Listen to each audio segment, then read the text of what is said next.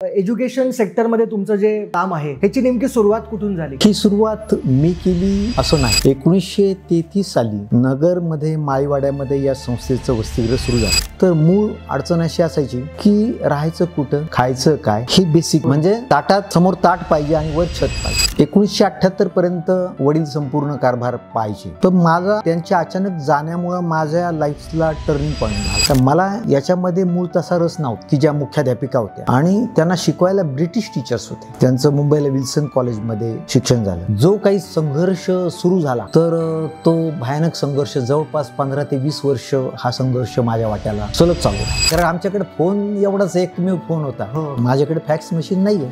त्याने fax machine नाही आणि कॉलेज सुरू केलं. मी डिस्ट्रिक्ट कोर्टात हारलो, डिस्ट्रिक्ट जज पुढे हारलो, हायकोर्टात हारलो, सुप्रीम कोर्टापर्यंत तर असं हारलो की सुप्रीम कोर्टानं माझं अपील देखील ऍडमिट करून घेतलं. मी तिथपर्यंत हारून देखील मी स्वतःच्या माझ्या मनानं कधी मी हार मानली नाही. की ज्यावेळेला मी राष्ट्रीय शिक्षण मंडळाचं हे लढायचो ना, लोकांना वाटायचं की याचा जमिनीवर डोळा आहे. आणि हायकोर्टात तशा स्वरूपाचे माझ्या विरुद्ध सगळं दाखल केलं की want to grab the property which is crores. आता मी यांच्या विरुद्ध भांडत होतो. ही सुद्धा व्यवस्था अशी की याला अल्टरनेटिव्ह असूच शकत नाही. तर मग शिक्षण व्यवस्था जर प्रभावी कशासाठी करायची? शेवटी आपण सगळे देशाला बांधलेलो आणि देश मोठा करायचा असला तर बाकी कोणी करायचं नाही. तू तुझं चांगलं काम कर रे. तू तुझं चांगलं काम केलं की ऑटोमॅटिक ती व्यवस्था काम करते. व्यवस्थेने काम केलं ते ऑटोमॅटिक त्या संस्थेमध्ये त्या व्यवस्थेत येणारा मोठा होत जातो. म्हणून आम्ही घोषवाक्य आमचं असं केलंय की संस्कारे वर्धते राष्ट्रम. उत्तम पद्धतीचं संस्कार देणं ह्या स्वरूपाचं आम्ही ध्येय ठरवलंय. मला सगळं जाणवलं. आमच्या वसतिगृहाचा एक विद्यार्थी अक्षरशः त्यांचं वडिलांच्या जीवनावर त्यांनी काव्य सुद्धा लिहिलं होतं, कॉम्रेड मी आलो. तर ही व्यक्ती वसतिगृहात राहून शिक्षण घेतलं, मोठी झाली, शिक्षक झाली. शिक्षक झाल्यानंतर त्यांनी कॉम्पिटिटिव्ह एक्झाम दिली, गट शिक्षणाधिकारी झाले, जिल्हा परिषदेचे CO झाले आणि श्रीरामपूरचे आमदार झाले. लवकर कोणीतरी असेल ना तुमच्यासोबत, जसं की आता आपण म्हणतो की खूप जणांनी चीट केलं, त्रास दिला, आणि ते स्वाभाविक आहे. एक leader is a lonely place असं नेहमी म्हटलं जातं की leadership is a lonely place. तर त्या सगळ्या जर्नीमध्ये कोण होतं तुमच्यासोबत? माझ्या अडचणीच्या काळात माझे सासरे डॉक्टर टी.के. पुरनाळे भक्कमपणे माझ्या सोबत राहिले. You are happy with I am satisfied. टाईमवरती येतो. टाईमचं तुम्ही नाव घेतलं. त्यांचा कसा सपोर्ट राहिला लाईफमध्ये? प्रचंड. बऱ्याचदा असंही होत असेल ना की कुठे कुठे आपली पण चूक असते. बऱ्याचदा असं होतं आपण एखादी गोष्ट करतो आणि त्यावेळेस तुम्ही एक्सेप्ट करतात का ते? काय 100% मी स्वतः माझ्या दिवसभराचंही करताना मी कुठं चुकलो याचा देखील सातत्याने विचार करतो. नमस्कार, शिवाजीराव काकडे सर, तुमचं ABC पॉडकास्टमध्ये. कशात सर आपण? छान आहे. सो फायनली तो दिवस आला ज्या दिवशी आपण हा पॉडकास्ट शूट करतोय. एक साधारण महिन्याभरापूर्वी आबासाहेब काकडे शैक्षणिक संस्थेचे सगळे लीडर्स आपण भेटलो होतो 2 दिवसाच्या लीडरशिप ट्रेनिंग प्रोग्राममध्ये. सर, एक गोष्ट जी मी नोटीस केली, मी आज तुम्हाला ती शेअर करतो. करू का? करा. अगदी मोकळ्या मनाने करा. त्या दिवशी ज्यावेळेस तो प्रोग्राम अनाऊन्स झाला होता आणि ज्यावेळेस इन्व्हाइट केलं होतं मला ध्यानी मनी नव्हतं की तुम्ही तिथे असाल. मला असं वाटलं की तुम्ही ओपनिंग करून निघून जाल. पण आय नोटीस सर, पूर्ण 2 दिवस तुम्ही तिथे होतात. ती कंप्लीट वर्कबुक तुम्ही सॉल्व्ह करत होतात. प्रत्येक गोष्टीमध्ये तुमचं पार्टिसिपेशन होतं. आणि त्या दिवशी परत एकदा माझे बिलीफ्स घट्ट झाले की नाही, उगाचच एखादा व्यक्ती मोठा होत नाही सर. मी नेहमी सेशन्समध्ये सांगत असतो, लर्निंग शुड नेव्हर स्टॉप. पण त्या दिवशी परत एकदा तो बिलीफ घट्ट झाला की खरंच लर्निंग ही थांबली नाही पाहिजे. आणि तुमच्या बिहेवियरवरनं ते मला दिसलं. आणि म्हणून तुम्हाला आठवत असेल, ट्रेनिंग सेशनच्या दुसऱ्या दिवशी मी तुम्हाला म्हणालो, सर आपल्याला एक पॉडकास्ट करायचा आहे. आणि ते फार मनातून आलं, फार स्पॉन्टेनियस आलं. मला असं वाटलं की तुम्ही जर ह्या एजमध्ये अजूनही लर्निंगसाठी तेवढी हंगर ठेवत असाल तर नक्कीच आपल्याला बरंच काही सरांकडनं शिकण्यासारखं आहे. साधारण 52-55 शाळा आणि कॉलेजेसचे सगळे लीडर्स तिथे होते. आणि तुम्ही एकदम लहान मुलासारखं प्रत्येक एक्सरसाइज सॉल्व्ह करत होतात आणि पार्टिसिपेट करत होतात. सर मला एक विचारायचं आहे, 2 दिवसात मी तेवढं विचारू शकलो नाही. हे जे सगळं एज्युकेशन सेक्टरमध्ये तुमचं जे काम आहे ह्याची नेमकी सुरुवात कुठून झाली? ही सुरुवात मी केली असं नाही. 1933 साली नगरमध्ये माळीवाड्यामध्ये या संस्थेचं वसतिगृह सुरू झालं. कॉम्रेड भाई सत्ता यांनी ते नगरला सुरू केलं आणि नंतर काही वर्षातच माझे वडील आबासाहेब काकडे त्यांना जॉईन झाले.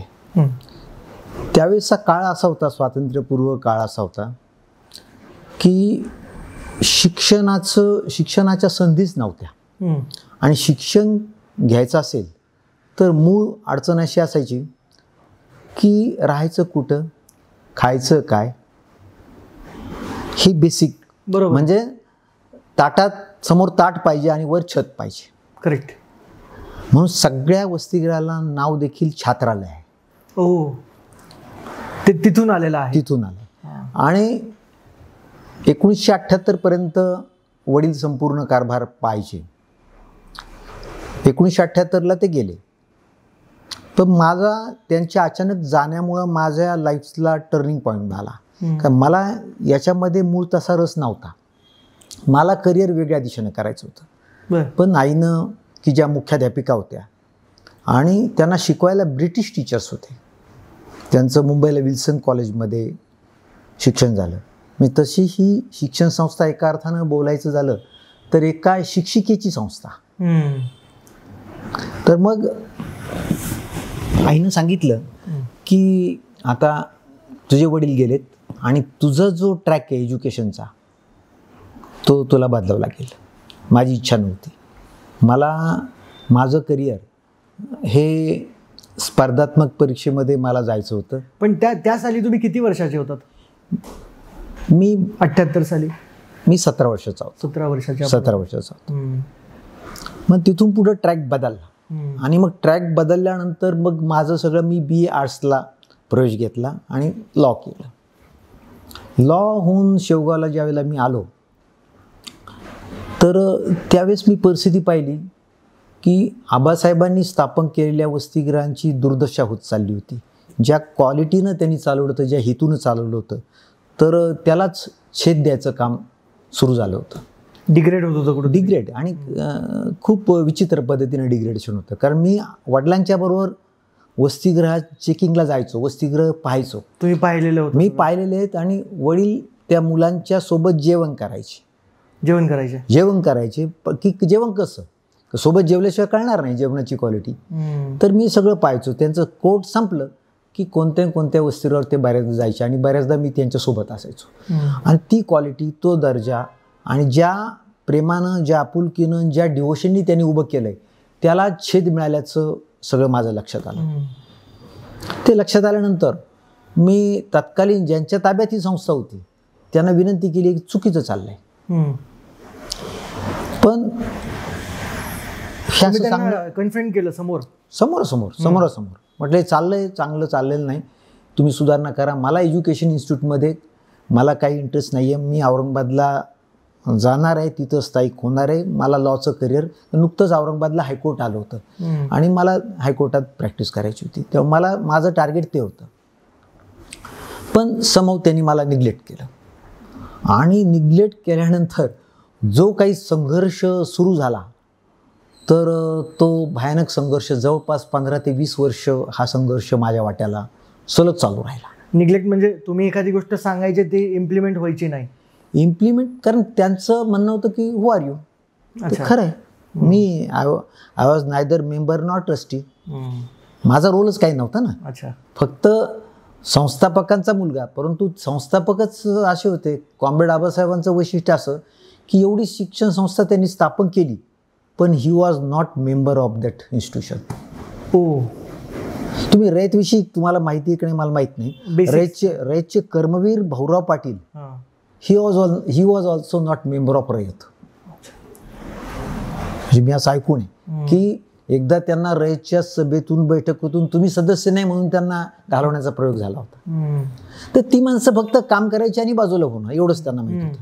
तर मला ते खटकलं. मी म्हटलं हे जमणार नाही. माझ्या वडिलांनी, माझ्या आईनं जिथं रक्त घाम हे केलं आहे, सगळं वाहिलं आहे, सगळं आयुष्य केलं आहे, तर इथं चाललं आहे, तुम्ही स्टॉप नाही झाला तर मी माझ्या पद्धतीनं जाईल.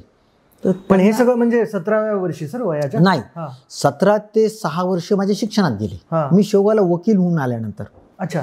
म्हणजे ही सगळी घटना 1985. 26 जानेवारी 1985ला मी शेवगावला वकिली सुरुवात केली. ही सगळी घटना 85. त्यावर मी पाहत होतोच, काय चाललंय काय नाही पाहत होतो. मला व्हॉइस नव्हता. कायद्याच्या ज्ञानामुळं मला ह्या सगळ्या गोष्टी माझ्या लक्षात आलं, काय असायला पाहिजे, कोणती लिगल आहे, कोणती इलिगल आहे, कोणती मॉरल आहे, कोणती इमॉरल आहे. शिक्षणाला तो प्रभाव होताच. बरोबर. तर मी त्यांना ते रेजिस्ट केलं की हे तुम्ही थांबवा. तर ते थांबलं नाहीच, ते वाढलं आणि तो सगळ्या गोष्टी माझ्या अंगावर आल्या. पण एक तरुण वय होतं, चॅलेंजेस स्वीकारणं हा म्हणजे पिशीतला बाणा. त्यामुळे ते चॅलेंज मी स्वीकारलं. ओके. मग ह्याचं जे बॅकग्राऊंड आहे, तुम्ही म्हटलात तसं वडील जाईपर्यंत किती आपल्या संस्था होत्या? 6 हायस्कूल. करेक्ट शब्द 6 हायस्कूल आणि 14 वसतिगृह होती. बर. आणि मग तुम्ही ज्यावेळेस तो चार्ज घेतला लिगली असं म्हणेल मी, ज्यावेळेस तुम्ही मध्ये आलात, संस्थेमध्ये आलात, त्यानंतर पहिली कोणती संस्था तुमच्या अंडरमध्ये सुरू झाली? आमच्या वडिलांचं एक स्वप्न होतं.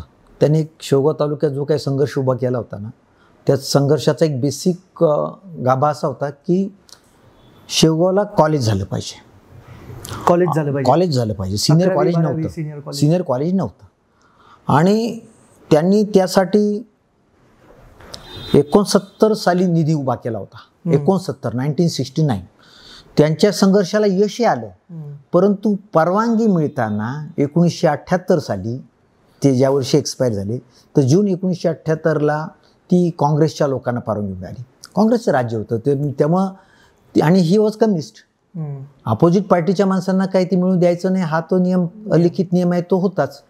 त्याच्यामुळे सगळे प्रयत्न, यत्न, निधी, जागा सगळं उपलब्ध असूनही राजकीय वरदहस्त नसल्यामुळे शेवटच्या टप्प्यामध्ये ते कॉलेज अहमदनगर जिल्हा मराठा विद्याप्रसारकला त्याची परवानगी मिळाली. आणि ते शल्य मला खूप लागले. अरे म्हटलं, हे ना, हे सगळं आपण केलंय, आपण उभा केलं. कॉलेज आपलं, पण परवानगी त्यांची, त्यामुळे आपली नाहीच, कॉलेज आपलं नाही.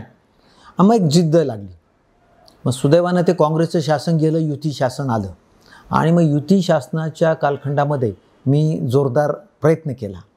आणि त्याच्यातून 1997ला पहिलं सिनियर कॉलेज, ते पण वडिलांचं नाव दिलं, Abasaheb Kakade arts commerce science college, Bodhegaon taluka Shevgaon या ठिकाणी सुरू केलं. ते कॉलेज सुरू करताना काय काय डिफिकल्टी झाल्या सर? म्हणजे आता 95 तुम्ही म्हणलात. हो, 95ला प्रयत्न सुरू केले. 97ला परवानगी मिळाली. तर ते फार डिफिकल्ट असतं का इझी असतं, कसं असतं? नाही, प्रचंड डिफिकल्ट. एक माहिती काही नव्हती. काही किस्से सांगा ना त्याच्यामधले, की काय काय डिफिकल्टीज येत असतात? डिफिकल्टी म्हणजे तुम्हाला सांगतो की डिफिकल्टीचं टोक इथपर्यंत की आम्ही शिफारस ती मागायची विविध राजकीय पुढाऱ्यांच्या. त्यावेळेला सेनेची शिफारस आणा, भाजपवाल्यांची शिफारस आणा आणि अपक्ष काहींचा सपोर्ट, ह्या तिन्हींची शिफारस ते गोळा त्यांनी मला करायला लावल्या. त्या शिफारशी गोळा करताना मला भरपूर हालापेष्टा सहन करावं लागल्या. पण त्या शिफारसी मी गोळा केल्या. पण माझ्या सुदैवानं त्यावेळेला वाढणी पाटील हे भारतीय जनता पार्टीचे प्रदेश अध्यक्ष होते आणि ते नगर जिल्ह्यातले होते. आणि मी भारतीय जनता पार्टीचं काम करायचो. त्या रिलेशनचा मला उपयोग झाला. परंतु अक्षरशः मुंबईला या कॉलेजच्या परवानगीसाठी ते मुंबईला येऊन थांब म्हटले परवानगी मिळेपर्यंत. मग थांबायचं कुठं म्हणजे त्यांना काही म्हणणं शक्य नव्हतं. मग आमदार निवासासमोर कोणत्याही आमदाराच्या ज्या रूम्स असतात त्याच्या पुढं वर्तमानपत्र विकत घ्यायची आणि ते वर्तमानपत्राची गादी करायची. आणि त्या गादीवर 1 महिनाभर आमचा तिथं आमदार निवासामध्ये आमचा मुक्काम राहिला. परंतु मी हटलो नाही. जागेचा प्रश्न होता, प्राध्यापकांचा प्रश्न होता, काहीच रूल रेग्युलेशन काही माहिती नव्हते. तेच कॉलेज पण फार कमी असतील. कॉलेज नव्हतंच. म्हणजे शेवगावला कॉलेज होतं. शेवगाव नंतर ग्रामीण भागातलं शेवगाव तालुक्यातलं पहिलंच कॉलेज होतं. रूरल एरियामध्ये कॉलेज नव्हतं. ती काय फिलिंग होती त्या पूर्ण स्ट्रगलमधनं ज्यावेळेस पहिल्या स्ट्रगलमध्ये ज्यावेळेस परवानगी आली ना, तर तुम्हाला सांगतो मला म्हणजे अक्षरशः असं प्रचंड काही मिळवल्याचा आनंद झाला. खूप आनंद झाला मला. ज्या दिवशी कॉलेजची परवानगीचा मला फोन, तो दिवस आठवतो का? हो, कॉलेजच्या परवानगीचा फोन मला विनोद तावडेंचा फोन आला. ते भारतीय जनता पार्टीचे त्यावेळेस प्रदेश चिटणीस होते. ते म्हणे, काकडे तुमच्या संस्थेला वाढणी पाटल्यामुळं परवानगी मिळाली आहे, तर ते परवानगीचा कागद मला द्यायचा आहे, तर फॅक्स नंबर द्या. मी म्हटलं फॅक्स म्हटल्यानंतर माझं, कारण आमच्याकडे फोन एवढाच एकमेव फोन होता. म्हटलं माझ्याकडे फॅक्स मशीन नाही आहे. त्याने फॅक्स मशीन नाही आणि कॉलेज सुरू केलं. म्हटलं सर मी एस टी स्टँडवर जातो आणि तिथून तुम्हाला फोन लावतो आणि मग ते फॅक्सचा तुम्हाला नंबर पळवतो. मग ते फोन बंद करता करता एवढं म्हटले, हे फॅक्स नाही कोणतीही माणसं अर्ज करतात. मी स्टँडवर गेलो आणि मग तिथून त्यांनी ते फॅक्सनी मला परवानगीचं पत्र पाठवलं. थोडंसं सर परत मागे येतो. तुम्ही म्हणालात की 17 वर्षाचे तुम्ही होतात आणि वडिलांसोबत तुम्ही विजिट्सला जायचात, त्यावेळेस बघायचात की ॲडमिनिस्ट्रेशन वगैरे कसं आहे. त्यांची स्टाईल कशी होती ज्यावेळेस ते विजिट्सला जायचे, काही आठवतं का तुम्हाला? हो, चांगलं आठवतं. घरापासून 2 किलोमीटर 1.5-2 किलोमीटर अंतर असण्याच्या वसतिगृहावर ते पायी निघायचे आणि साधारण 5-5:30 जेवणाच्या वेळेला बरोबर ते त्या ठिकाणी पोहोचायचे. मग त्यांची पद्धत असायची, प्रत्येक मुलांशी बोलत राहायचे, चर्चा करीत राहायचे. मला चांगलं आठवतं, त्यांनी काही मुलाशी सांभाळली होती, त्यांना आई नाही, वडील नाही, कुणी नाही. म्हणजे 2-2, 3-3 वर्षाची मुलं. त्याच्यामध्ये एक दिल्या होता, दिल्या एक लाल्या होता. तर त्या दिल्याला वडिलाचं नाव नव्हतं. वडिलांचं नाव काय द्यायचं, तर आबासाहेबांनी येता येता ती सत्यनारायणची महापूजा कुठंतरी ती चालू होती. मग त्यांनी त्याच्या वडिलाचं नाव सत्यनारायण दिलं. मग तरी ते आडनाव त्याचं तसंच राहून गेलं. म्हणजे दिलीप सत्यनारायण एवढं त्याचं नाव राहिलं. आता 40 वर्षानंतर मोठा समारंभ करून माझी त्याची अचानक 40 वर्षानंतर भेट झाली. मी त्याला आबासाहेबांचं आडनाव दिलं, काकडे. वाह! किती वर्षानंतर? 40-45 वर्ष. तो दिल्लीला आहे. अचानक योगायोगानं भेट झाली आणि गव्हर्नमेंट गॅझेट नोटिफिकेशन करून त्याला ते नाव दिलं. अच्छा, दिलीप सत्यनारायण. आडनावाचं इतिहास म्हटलं, अरे जसं आबासाहेबांनी माझ्यावर प्रेम केलं तसं तुझ्यावर प्रेम केलं, त्यामुळे त्या आडनावास तू पात्र आहे. आणि मग त्याला ते आम्ही आडनाव दिलं. अशी छोटी मुलं, त्यांना सांभाळायला लहान त्या महिला असायच्या, त्या दाया असायच्या आणि यासाठी काही शासनाचं तुटपुंजी मदत असायची. म्हणजे ज्यावेळेला आबासाहेबांनी वसतिगृह सुरू केले ना, तर पहिले जवळपास 15 वर्ष शासनाची मदतच नव्हती. सगळं खिशातून नाही, खिसा कमीच होता ना. एवढे वसतिगृह, 14 वसतिगृह. मग खिशातलं जे कमी पडलं त्यावेळेला आपल्या घरातलं धान्य ते घालायचे. सगळ्या शेतकऱ्यांच्या खळ्यावर ते जायचे. खळ्यातून शेतकऱ्यांकडून ते पोतं 2 पोतं हे असे धान्य गोळा करायचे. एकदा तर असा किस्सा घडला की आमचं मूळ गाव मंगरुळ आहे, तर तिथल्या मुलांना धान्य कमी पडलं आणि आबासाहेब आंतरवालीला गेले होते. मग आंतरवालीला गेल्यानंतर त्यांनी सांगितलं की बाबा आज मुलांना धान्य खायलाच काही नाही. मग एका शेतकऱ्यांनी पोतं दिलं. बळीराजा त्यावेळेला खूप उदार होता, द्यायचा आणि खूप पीक यायचं, काय म्हणजे तसं काही नव्हतं आणि त्याच्या अपेक्षा कमी असायच्या. त्यांनी पोतं दिलं. आता हे पोतं न्यायचं कसं? आबासाहेबांनी ते पोतं पाठीवर घातलं आणि 4 किलोमीटर ते पोतं घेऊन ते मंगरुळ आले. पूर्वीचं पोतं सध्याच्या पोत्यासारखं नव्हतं. 120 पायल्याचं पोतं, 120 किलोचं पोतं होतं. आता जे धान्याच्या गोण्या आहेत ना, त्या 50 किलोच्या. बरेच कायदे आलेत, बदल झाला, पण 120 किलोचं ते पोतं असायचं. तर ते पोतं पाठीवर घेऊन मंगरुळ आले, दळून घेतलं, पोरांना खाऊ घातल्यानंतर ते घरी आले. म्हणजे ह्या त्यागातून हे सगळं निर्माण झालेलं हे वैभव आहे. तर तुम्ही जसं म्हणालात सर, 120 किलोचे पोते उचलून साहेब छात्रालयामध्ये मुलांसाठी ते घेऊन जायचे. तर जसं तुम्ही म्हणालात छात्रालयामध्ये जाऊन ते सोबत जेवणही करायचे आणि लाल्या आणि तुम्ही बाकी एक्झाम्पल्स आम्हाला दिल्या लाल्या यांचे एक्झाम्पल्स तुम्ही सांगितले. 40 वर्षानंतर तुम्ही ज्यावेळेस त्यांना परत भेटलात, हो आता तुम्ही म्हटलात रिसेंटली जसं भेटलात, कसं वाटतं? तुम्ही लहानपणी ते बघितलेलं आणि आता असं बघतो. लहानपणीचा तो दिल्या आम्ही पाहिला. त्याला आबासाहेबांचं इतकं वेड होतं की आबासाहेब वारले त्यानंतर कसं बसा तो 7-8 महिने 5-6 महिने तो तिथं राहिला आणि नंतर ते रिमांड होम, कोर्ट कमिटेड वसतिगृह सोडून पळून गेला.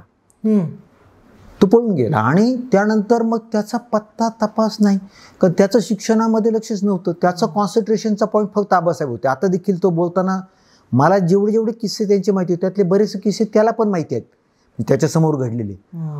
तर जिथं जिथं आबासाहेबांचा मोर्चा असायचा, जिथं जिथं आबासाहेबांचा छोटं मोठं विषय असला की हा दिल्या हजरच असायचा. आणि तो निघून गेला. आणि बघा, नियत चांगली ठेवली. आज तोही म्हणतो की माझं आज त्याचं शिक्षण त्याला लिटरली आजही लिहिता आलं नाही त्याला. कारण काय व्हायचं की त्याचं शिक्षणात लक्षच नव्हतं. शिक्षणात काय त्याचं लक्ष नव्हतं. त्याचं फक्त सेंट्रल पॉईंट फक्त आबासाहेब असायचे. तर त्याला त्याची नियत त्यांनी चांगली ठेवली. आणि एका मिलिटरी ऑफिसरनी त्याला पंजाबमध्ये नेलं. पंजाबमधून त्याला दिल्लीच्या दिल्लीच्या सेंट्रल गव्हर्नमेंटमध्ये नोकरीला लावून दिलं. एक अडाणी व्यक्ती अजूनही जॉब करते. आता तो रिटायर होईल. पण भेट तो अचानक शेवगावला आला. त्याला तो मराठी बोलण्याचं पण विसरला होता. त्याची मोठ्या देवीवर श्रद्धा, पाथर्डी तालुक्यात मोठ्या देवी, तिथं श्रद्धा त्याची. आणि बायकोला घेऊन आला आणि त्याला ती मोठ्या देवीचं दर्शन घ्यायचं होतं. दर्शन घेतलं आणि तो तसाच व्हाया शेवगाव निघून चालला होता. जाता तिथं त्यांनी मंडळी सांगितलं की मैं यहाँ पडा था. म्हणजे त्याचं मराठीच विसरल्या. मग मैं यहाँ पडा था, कोई मिलता है की देख के आता. म्हणून तो आतमध्ये आला. आणि नेमकं माझे तिथं एक शिक्षक विगणे ते त्या ठिकाणी बसले होते. त्यांनी निरीक्षण केलं की हा ग्रस्त येतोय आणि त्या तिथल्या याच्यातलं पाणी पिऊन पाहतोय, हे पाहतोय, ते पाहतोय, मोठा भाऊ खून पाहतोय. मग त्यांनी चौकशी केली कोण काय. मग ते म्हटले मी इथं राहिलेलो आहे, शिकलेलो आहे, आता कोण काय मला मुझे कुछ पता भी नहीं.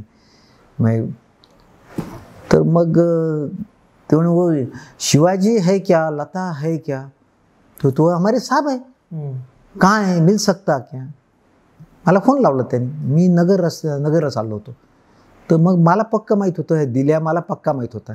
मी रिटर्न आलो आणि त्याला भेटलो आम्ही. त्याला एवढा आनंद झाला. आज तो म्हणजे त्याला लोक त्याची बायको विचारायची ना, तुमचं कोण आहे, मूळ कोण आहे. बरोबर.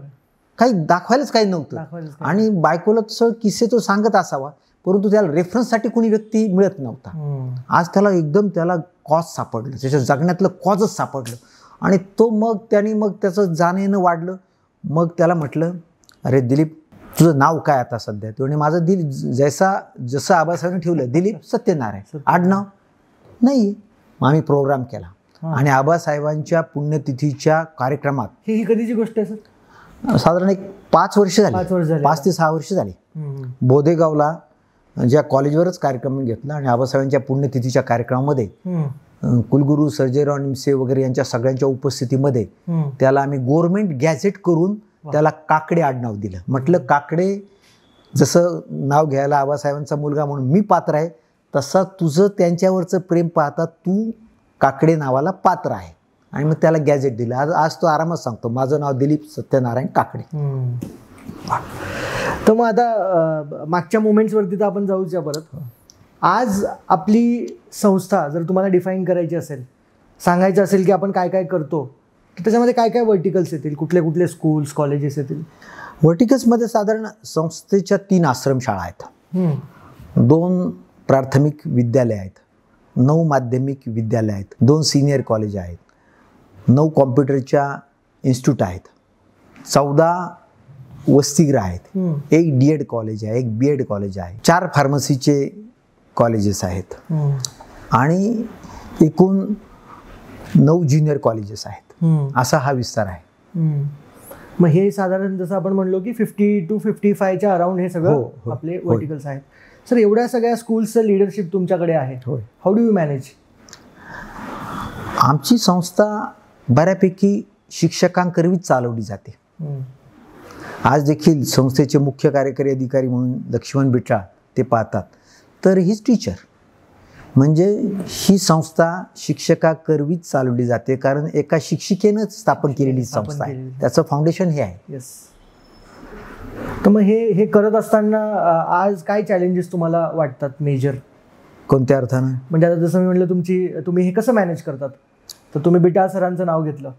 आमच्याकडं विविध विभाग आहेत. आम्ही संस्था कशी चालवायची याचे एक नियमावली केली आहे, मॅन्युअल केलं आहे. बांधकाम विभाग असेल, अर्थ विभाग आहे, नंतर तुमचं स्कूल मॅनेजमेंट कमिटी आहे, नंतर इमारत आणि त्याची देखभाल दुरुस्ती कमिटी आहे, क्वालिटीच्या संदर्भामध्ये, अभ्यासक्रमाच्या संदर्भामध्ये अशा विविध कमिटीज केलेल्या आहेत आणि त्या कमिटीच्या द्वारे हा सगळा कारभार चालवलं जातं. इव्हन HR डिपार्टमेंट आहे, ते सगळ्या विविध डिपार्टमेंट केले आणि त्यांची नोकरी सांभाळून शिक्षक वर्ग हे काम करतात. आणि मग हे जे सगळे आपले स्कूल्स आणि इन्स्टिट्यूशन्स आहे ह्याचा विस्तार अहिल्यानगरच्या आसपास आहे सगळे का? हो, सगळं अहिल्यानगरच्या भोवती आहे. म्हणजे जास्त शेवगाव पाथर्डी हा जास्त सेंट्रल आहे आणि अहिल्यानगर शहर आणि कर्जत. मग हे सगळे रुरल एरियाजमध्ये आपलं आहे, ग्रामीण भागांमध्ये आहे. तर इथे काही चॅलेंजेस येतात का की लोकांवरती ट्रस्ट निर्माण करण्यासाठी की आपल्या इन्स्टिट्यूशन्समध्ये त्यांनी शिक्षण घ्यावं का? कसं तुम्ही पर्स्पेक्टिव्ह कसा आहे तुमचा याच्यावर? काय झालं, ज्यावेळेला शेवगावचं आमचं विद्यालय सुरू झालं तर त्यावेळेला शिक्षण ही ठराविक वर्गाची मक्तेदारी होती. दुसऱ्या लोकांनी संस्था स्थापन केलेल्या त्या देखील अशा समाजातल्या मुख्य प्रवाहाला मान्यच नव्हत्या. तो काळ होता, ट्रेंड होता की ज्ञानदानाचं काम आम्हीच केलं पाहिजे.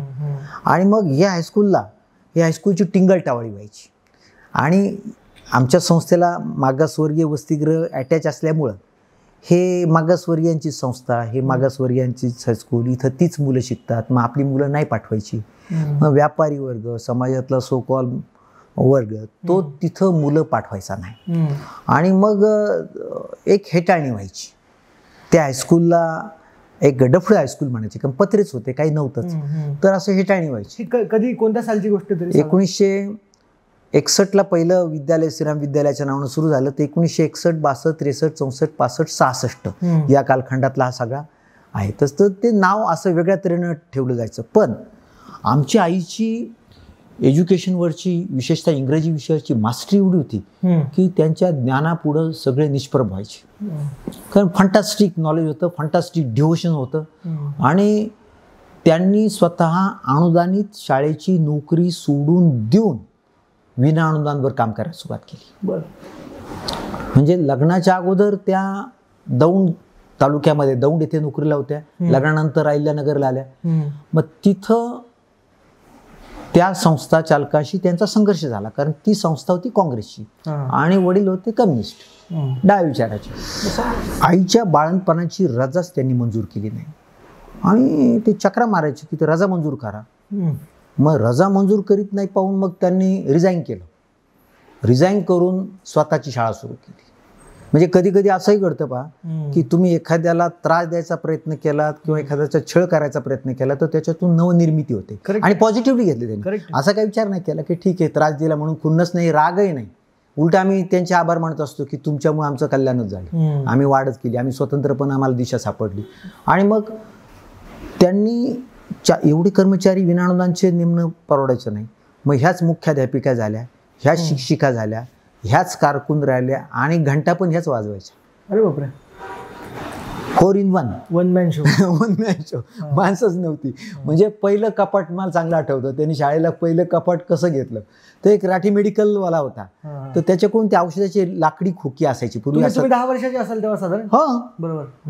माझं शिक्षण देखील याच शाळेत झालं, संस्थेच्या. माझं 1ली ते 7वी माझं प्राथमिक शिक्षण माझं जिल्हा परिषद शाळेमध्ये झालं. म्हणजे तुम्हाला आईने शिकवलेलं आहे? हा, मला आईने शिकवलं. बरोबर, आईने शिकवलं. म्हणजे सुट्टीच्या काळात, वर्गावर नाही. वर्गावर त्या कधी झाल्या नाही माझ्या. अच्छा. परंतु सुट्टीमध्ये माझा पूर्ण सिलेबस ते खूप पूर्ण करून घ्यायच्या.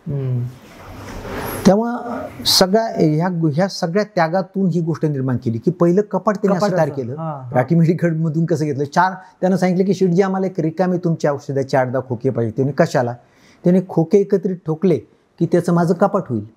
ते पुठ्ठ्याचे खोके असतात ते. हां, आता पुठ्ठ्याचे. पूर्वी त्याला एक हार्डबोर्ड किंवा हार्डबोर्ड म्हणण्यापेक्षा एक लाकूड यायचं, देवदार टाईप असं साधं एक लाकूड यायचं आणि ते लाकडाचे खोके असायचे. ते 6 खोके एकत्रित केले, यांचं कपाट झालं. पेट्या असायच्या तशा. पेट्या करेक्ट, लाकडाच्या पेट्या, त्या लाकडाच्या साध्या, तर त्याचं पहिलं कपाट झालं. म्हणजे या पद्धतीनं सगळं हळूहळू करीत ते डेव्हलपमेंट होईल.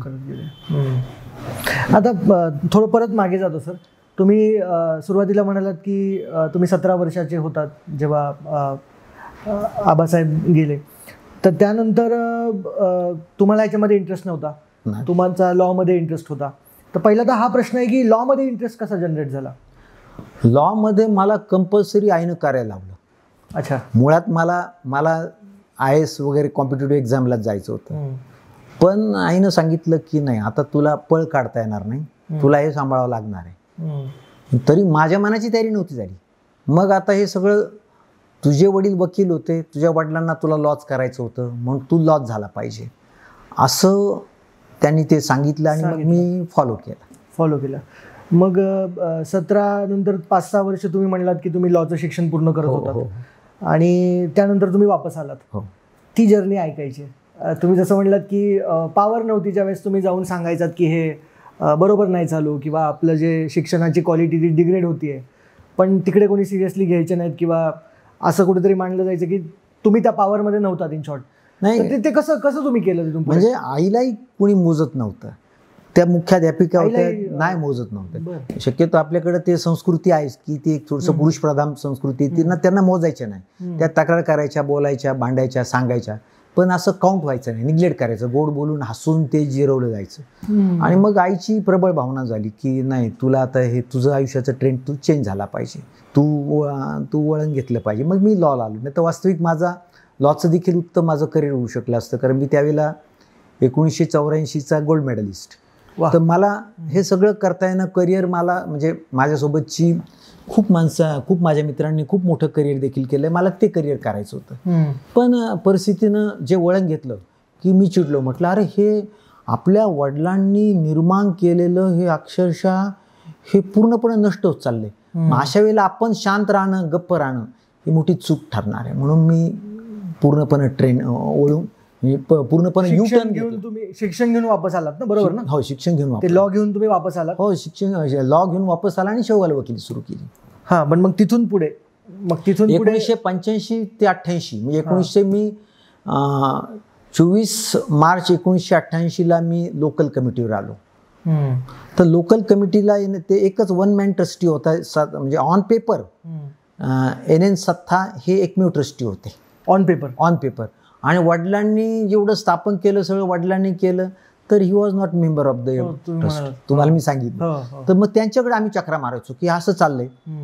तर आता ती वयस्कर स्वातंत्र्य सैनिक चांगली माणसं, पण माझ्यासारख्या पोरगेल्या माणसाला ऐकायला ते थोडे तयार होणार. त्यांना जे ज्येष्ठ सिनियर वगैरे यांनी सांगितलं ते ऐकायचं. मग त्यांच्यावर मी संघर्ष माझा सुरू झाला.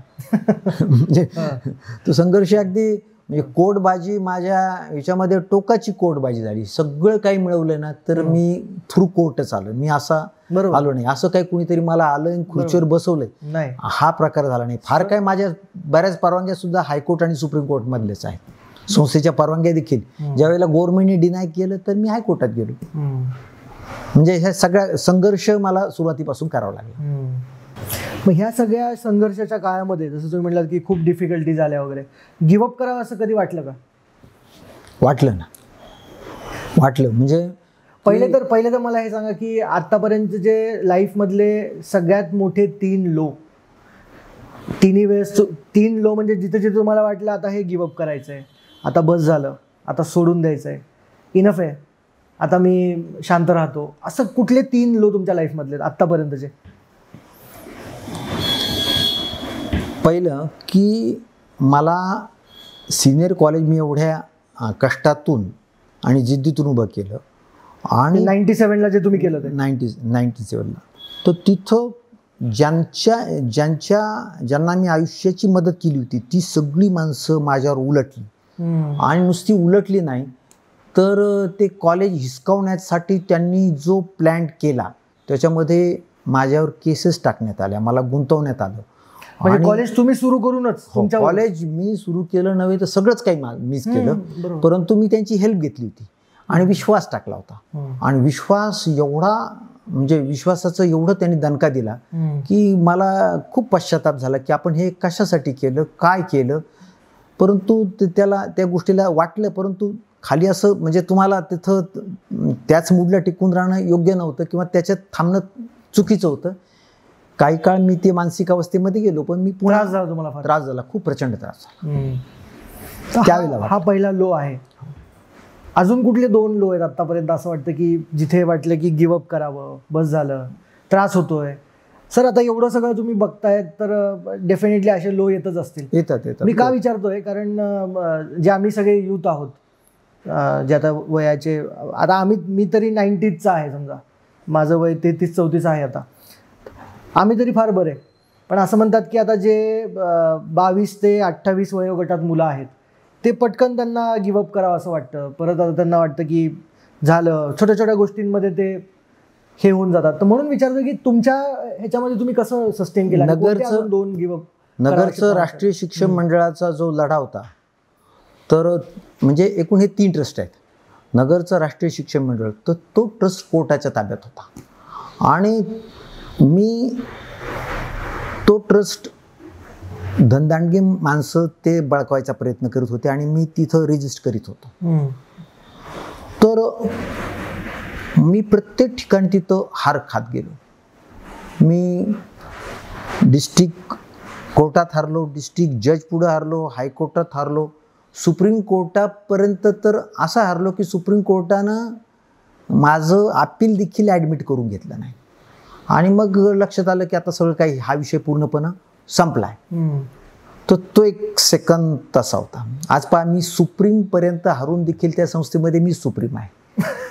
म्हणजे हे घडतं ते. मी तिथपर्यंत हारून देखील मी स्वतःच्या माझ्या मनानं कधी मी हार मानली नाही.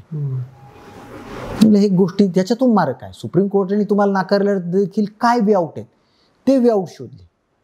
आणि बघा, कायदा असा आहे की ज्या माणसाला जो माणूस एवढा जिंकला आहे तर त्याची एकही केस हायकोर्टाच्या ज्युडिशरीच्या पुस्तकात कधी आली नाही. AR reporters, all India reporter, माझी हरल्याची केस आलेली आहे.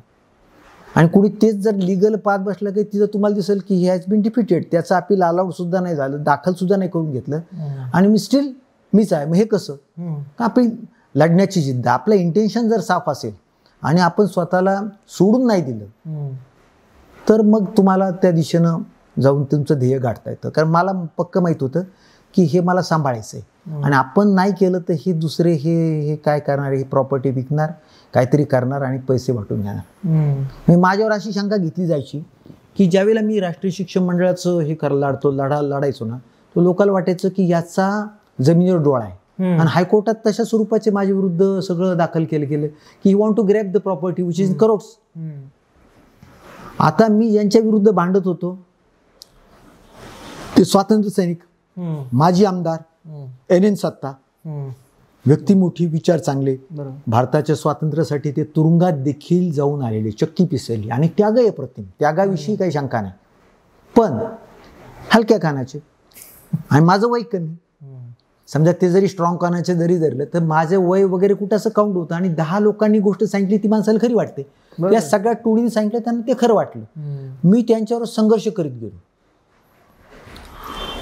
सुदैवानं मला यश आलं.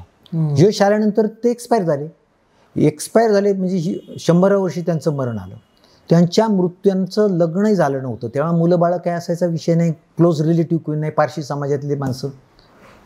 मी त्यांच्या मृत्यूनंतर ज्यांच्याशी मी संघर्ष केला त्यांचंच नाव कॉलेजला दिलं. आज जे नगरला फार्मसी कॉलेज आहे तर NN सत्ता कॉलेज ऑफ फार्मसी हे त्यांचं नाव. कारण मला माहीत होतं की माझं लढाई त्यांच्याबरोबर नव्हती, त्यांच्याबरोबरच्या चुकीच्या माणसावर होती. समजलं? ते मिसकन्फ्यूज झालेत, आपण ते मानायचं नाही. त्यांनी ट्रस्टची निर्मिती त्यांनी केलेली आहे, जागा त्यांनी घेतली, त्यांनी जागा नसती घेतली तर मी तिथं काय करणार होतो. त्याच्यामुळे ते ग्रॅटिट्यूडच्या भावनेमध्ये मी राहिलो आणि त्यांचं नाव त्या ठिकाणी दिलं. आज बघा, ते केल्यापासून आज नगर जिल्ह्यातलं एक सर्वोत्तम फार्मसीमधलं उत्तम कॉलेज म्हणून त्याला मान्यता मिळाली आहे. कारण भावना आपण शुद्ध ठेवली की प्रश्न देखील त्या पद्धतीनं ईश्वर तुम्हाला निसर्ग मदत करतो, असा माझा विश्वास आहे. तर हे समजा 2-3 लो पॉईंट्स आहेत. रिसेंटली मागच्या 10-15 वर्षात काही असा कुठला लो पॉईंट जिथे वाटलं की आता बस गिवअप करावं?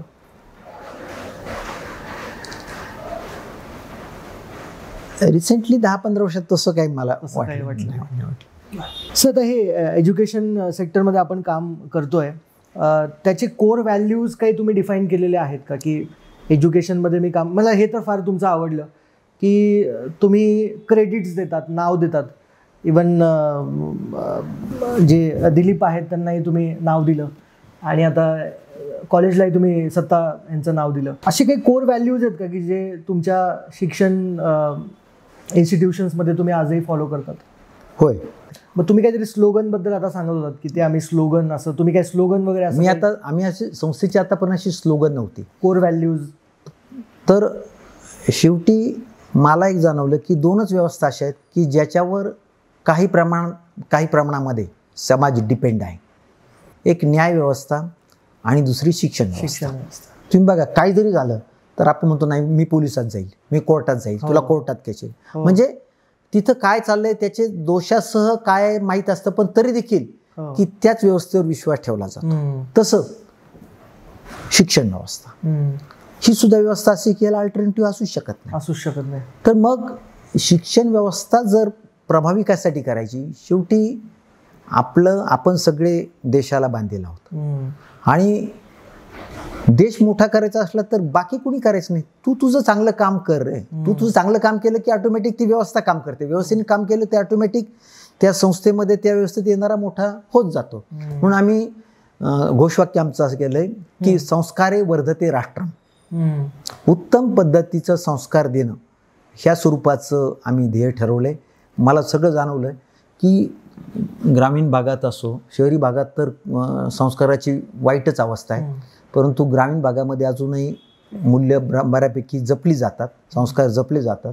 पण ग्रामीण भागामध्ये देखील एवढं फास्टमध्ये झाले की कुणी कुणाचं राहिलं नाही, बघत नाही.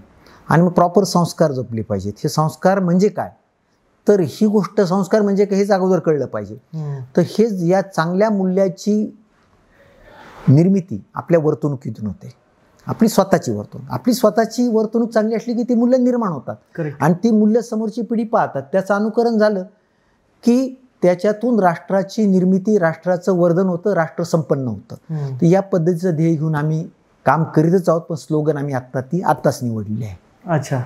मग आता एज्युकेशन तर एवढं चेंज होत आहे, जग बदलत आहे. आता तर इवन AI वरती मुलं आहेत, मोबाईल आणि AI आणि खूप मुलं आता ॲडव्हान्स झालेले आहेत कारण प्रत्येकाकडे स्मार्टफोन आहे, त्याचा ॲक्सेस आहे. तर ह्याला रेलिव्हंट राहण्यासाठी आपण काय करतो? म्हणजे तुम्ही आता एवढं बघितलं आहे आयुष्य, तुम्ही मोठं जग बदलतानाच तुम्ही बघितलं आहे, तर तुम्ही रेलिव्हंट कसे आहेत सर आता अजून पण? आम्ही गेल्या 25 वर्षापासून कॉम्प्युटर एज्युकेशनला सुरुवात केली आहे. 25 वर्षापूर्वी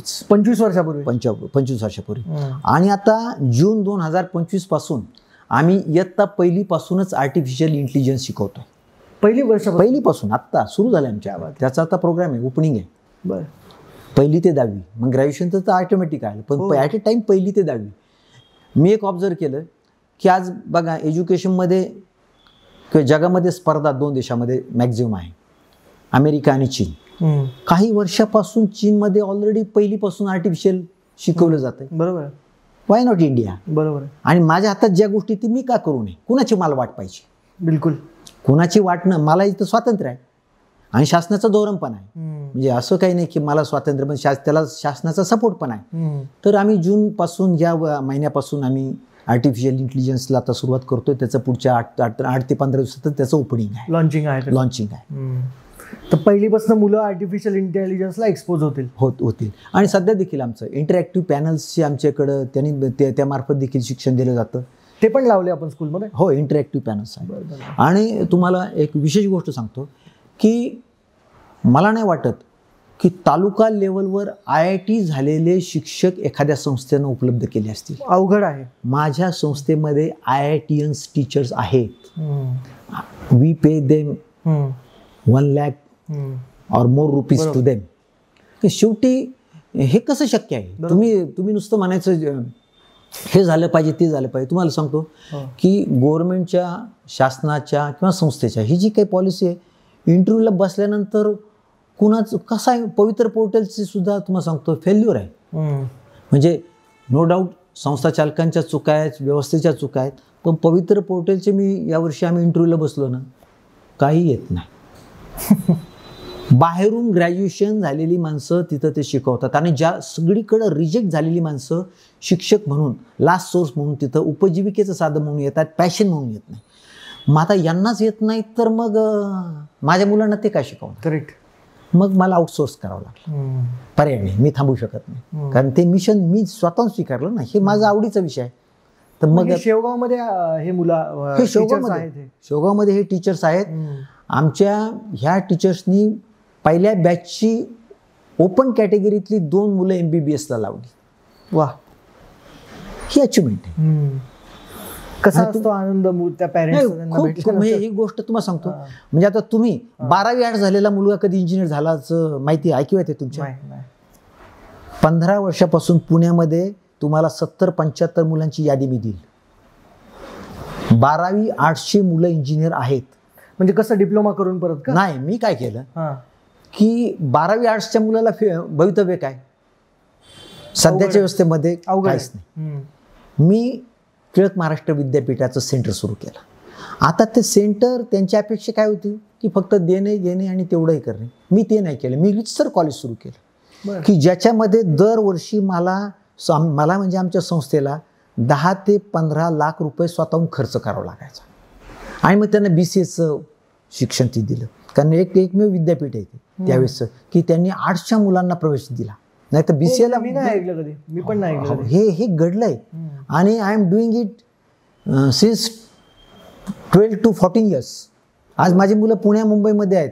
आणि एखादा मुलगा आर्ट्स झालेला असेल तरी तो होऊ शकतो, आर्ट्सचा मुलगा इथे ऍडमिशन घेऊन. हो, आणि ते केलंय. आज त्यांना जॉब मिळत आहेत. पण त्याची कॉस्ट मलाच एकट्याला मोजावी लागली. मला एकट्याला म्हणजे आमच्या संस्थेला. आम्हाला दरवर्षी कधी 8, कधी 7, कधी 12 लाखाचा तोटा, 15 लाखापर्यंत तोटा आम्ही सहन केला. परंतु आमचा फायदा हा की आमचा करोड्समध्ये फायदा झाला आहे की ज्यांचं भवितव्य नव्हतं त्यांचं भवितव्य ओपन केलं. मी मध्यंतरी एका भावी निमगावमधील एकाच्या घरी गेलो. त्याला अगोदर निरोप होता मी येणार म्हणून, चव्हाण म्हणून ग्रस्त होते. तर मी येणार असं कळल्यानंतर त्यांनी घराच्या पुढे रांगोळ्या घालून ठेवल्या. मला कळे ना मी कोण आहे, काय, कशासाठी. म्हटलं कोणतरी पाहुणे येणार असतील, काहीतरी आपल्याला बोलवले. पण त्यांनी एवढी कृतज्ञता व्यक्त केली की आज म्हणे आमच्या मुलाला 2.5 लाख रुपये महिना मिळतोय.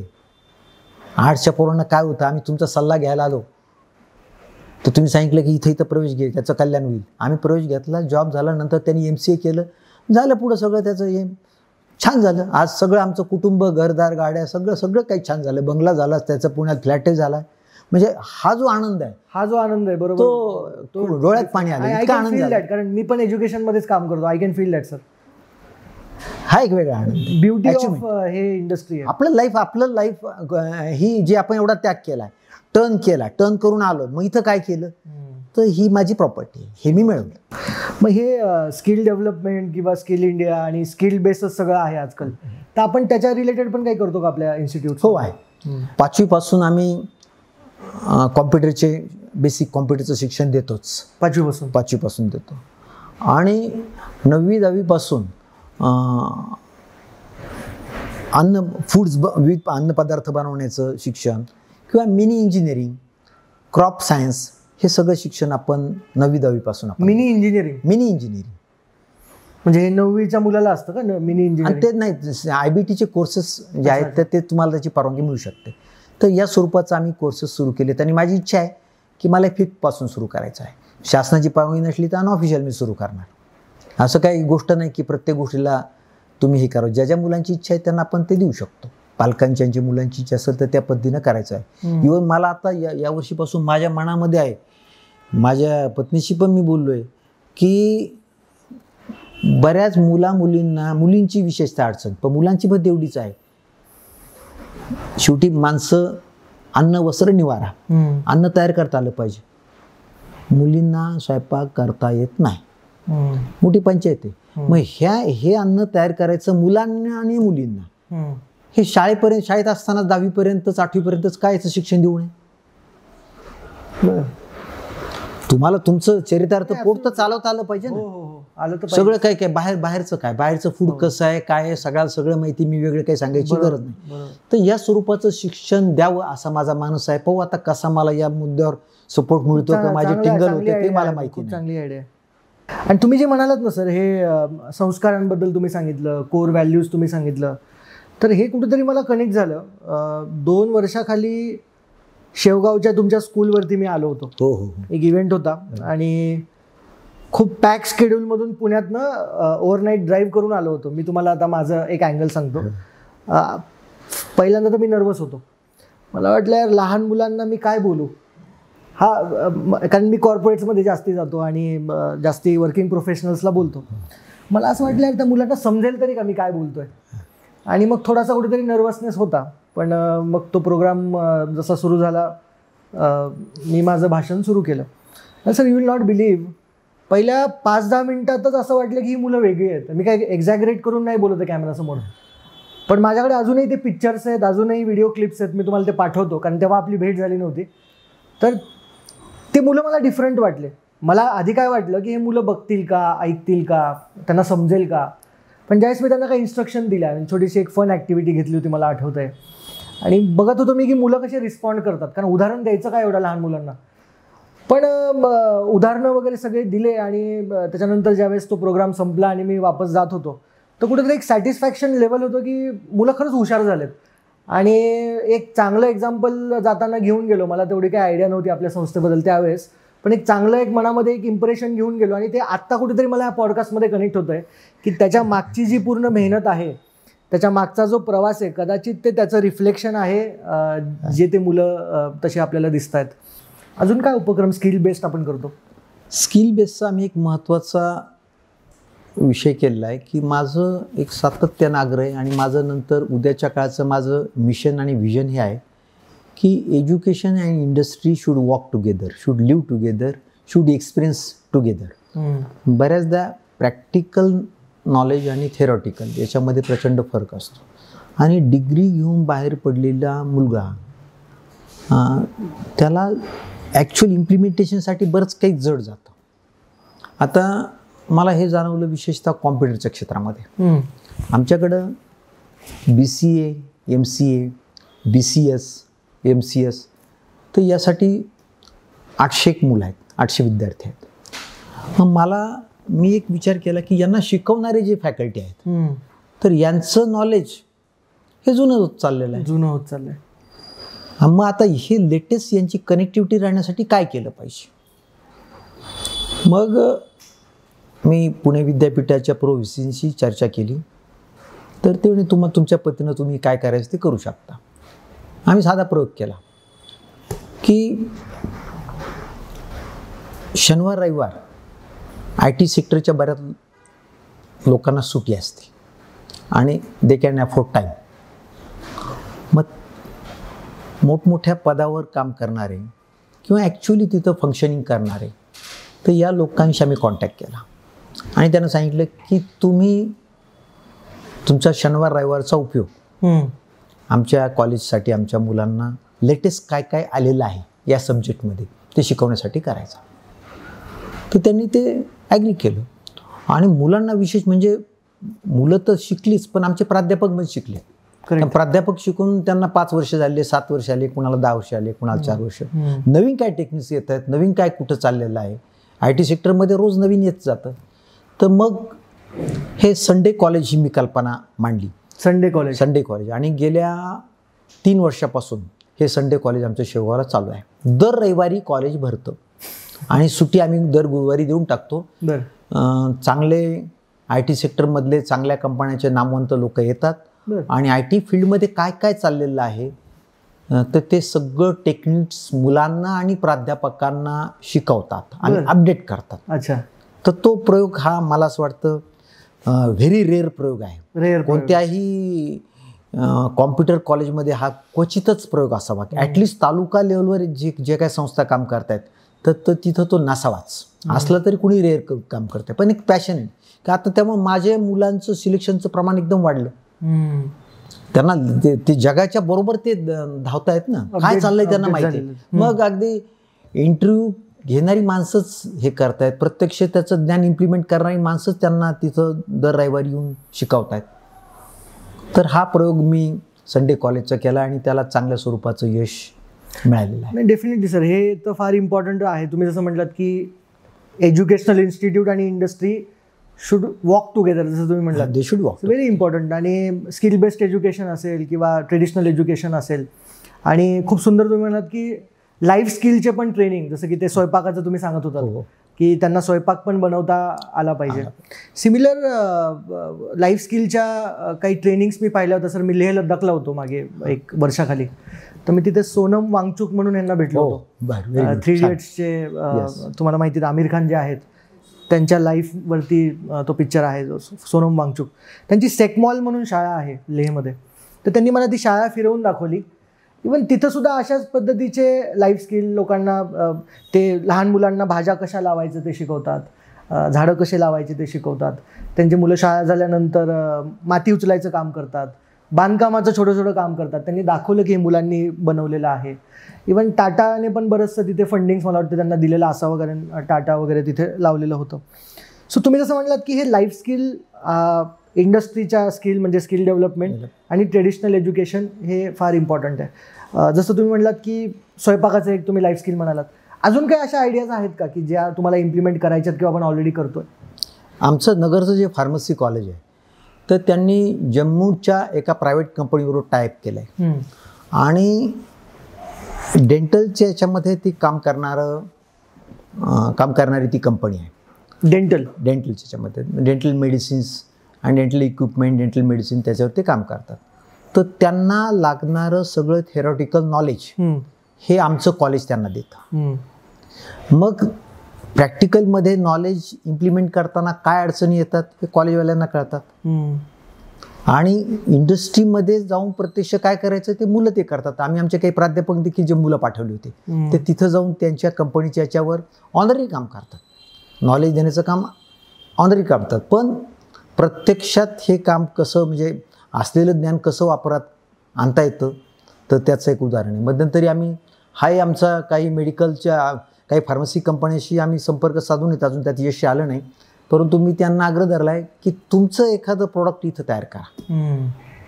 आमची मुलं त्यांना प्रॅक्टिकल मिळेल. म्हणजे फार्मसीमधलं एखादं प्रोडक्ट ना, फार्मसीमधलं कमर्शियल प्रोडक्ट तुम्ही आमच्या कॉलेजमध्ये तयार करा. अच्छा, हे झालं पाहिजे.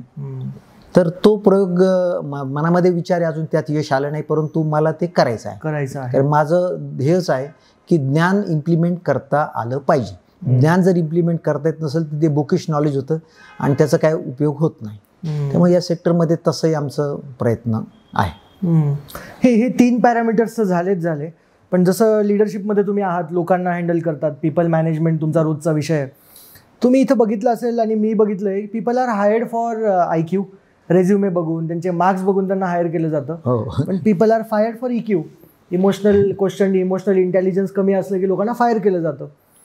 हे बऱ्याचदा मुलांना पहिल्या दुसऱ्या जॉबमध्ये कळतं की मार्क्स महत्त्वाचे नाही आहेत, टेक्निकल गोष्टी महत्त्वाच्या आहेत, पण त्याला एक वाटा आहे, 10-15% वाटा आहे. पण majority of work place success, ऑफिसमधलं सक्सेस हे तुमच्या इमोशनल इंटेलिजन्समुळे होतं. तर हे मुलांना सांगण्यासाठी स्कूल लेवलपासून, कारण मुलंही आजकाल इमोशनली इंटेलिजंट नाही आहे असं पण कधी कधी वाटतं. काही एक्झाम्पल्सवरनं वाटतं की जास्तीत जरा इमोशनली इंटेलिजंट आहेत. पण काही एरियाज बघता, जसं की रिटेन्शन आपण म्हणतो कमी झालं आहे मुलांचं, पेशन्स लेवल संपलेली आहे, पेशन्स त्यांना नको असतात, पटपट सगळं पाहिजे असतं, शॉर्टकटमध्ये पाहिजे असतं. स्कूल लेवलला इमोशनल इंटेलिजन्स कितपत महत्त्वाचं आहे आणि ते करायचं असेल तर आपण काही करतोय का? ज्याला आपण इन्स्पिरेशन, मोटिवेशन हा त्यातलाच एक सब पार्ट आहे, त्यातलाच एक वर्टिकल आहे.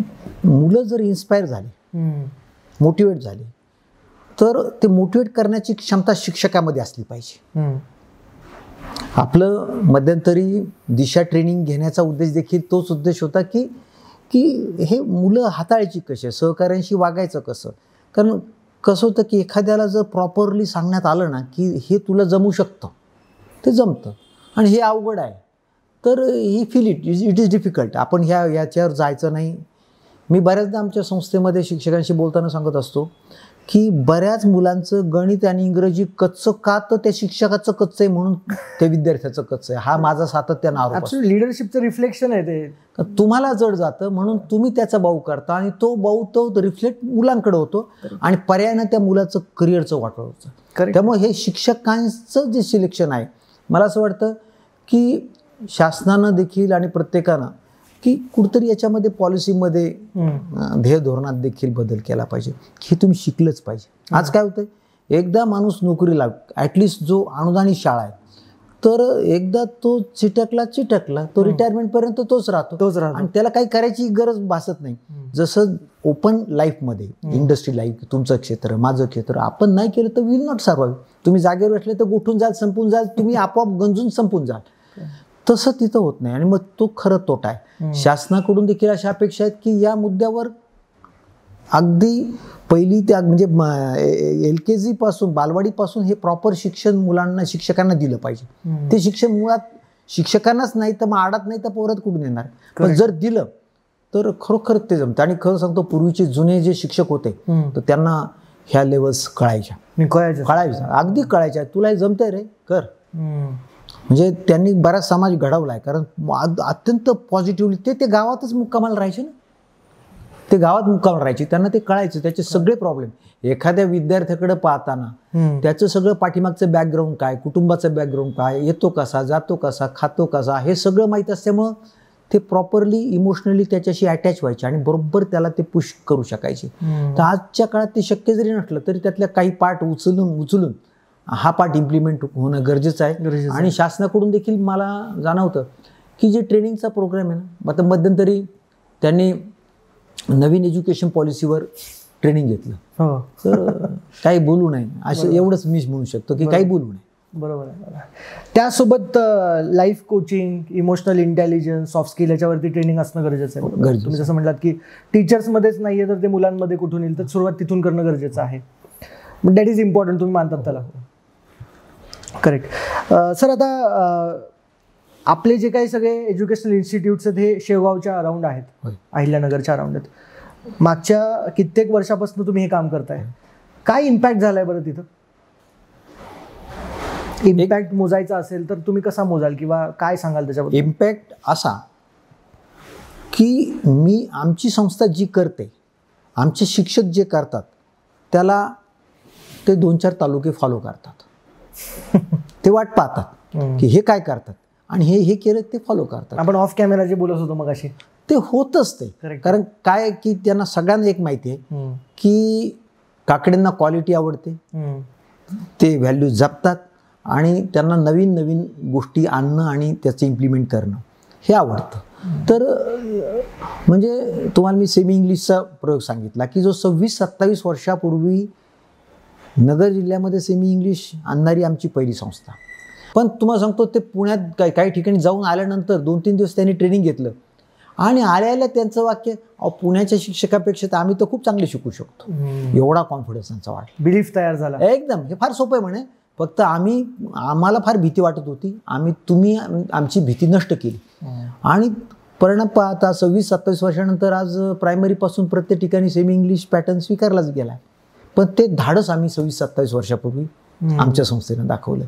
तर असा प्रत्येक गोष्टीचं म्हणजे लहान सहान गोष्टीचे आम्ही तिथं प्रयोग करतोय आणि जिथं आपण प्रयोग करतोय त्याच्यात यश आलं की तो संपूर्ण त्याचा इफेक्ट असा झाला की इतर संस्था तर फॉलो करताच, पण आमच्या संस्थेपुरतं असं बोलायचं झालं तर आज संस्थेतली मुलं खूप ठिकाणी मोठमोठ्या पदावर आहेत.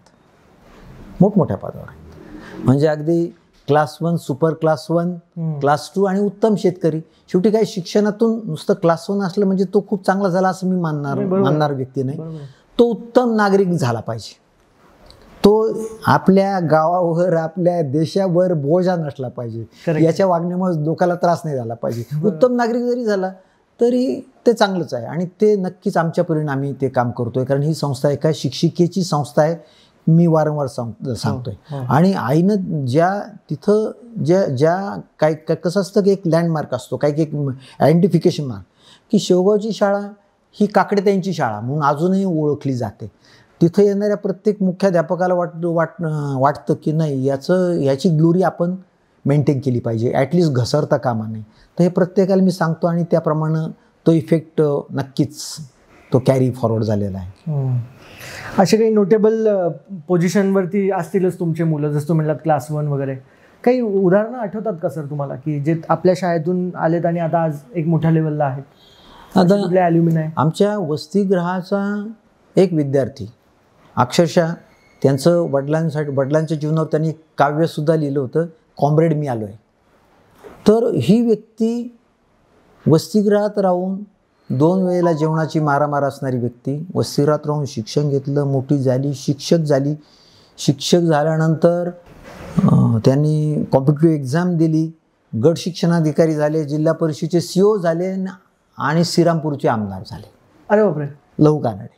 बरं बरं बरं. असे ते आपले विद्यार्थी आहेत. आपले विद्यार्थी असे बरेच विद्यार्थी की मंत्रालयात गेल्यानंतर आम्हाला तिथं बऱ्याचदा आमचं म्हणजे अगदी पोलीस कर्मचाऱ्यापासून तर क्लास 1 पर्यंत बरीच माणसं भेटतात आणि ते पटपट तुम्ही कशासाठी आपले स्टुडंट असतात, काम करतात, कारण त्यांना माहिती की यांनी देण्याचंच काम केलेलं आहे. तर आता शिक्षण म्हणलं की अंडर प्रिव्हिलेज स्टुडंट आले ज्यांना अफोर्ड नाही होत शिक्षण, अशांसाठी आपण काय करतो? ज्यांना शिक्षण अफोर्ड नाही होत किंवा फिनान्शियली आपण काही सपोर्ट प्रोव्हाइड करतो का? काही स्कॉलरशिप देतो का?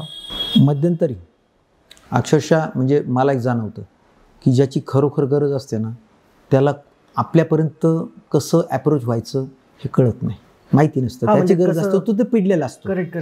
तर ज्यांनी आई वडील गमावलेत किंवा ज्यांची परिस्थिती टफ आहे तर अशांचा शोध घेण्यासाठी आमच्या स्टाफची, शिक्षकांची टीम गेली आणि स्वतः टीम आम्ही पाठवली. गावगाव सर्वे केला.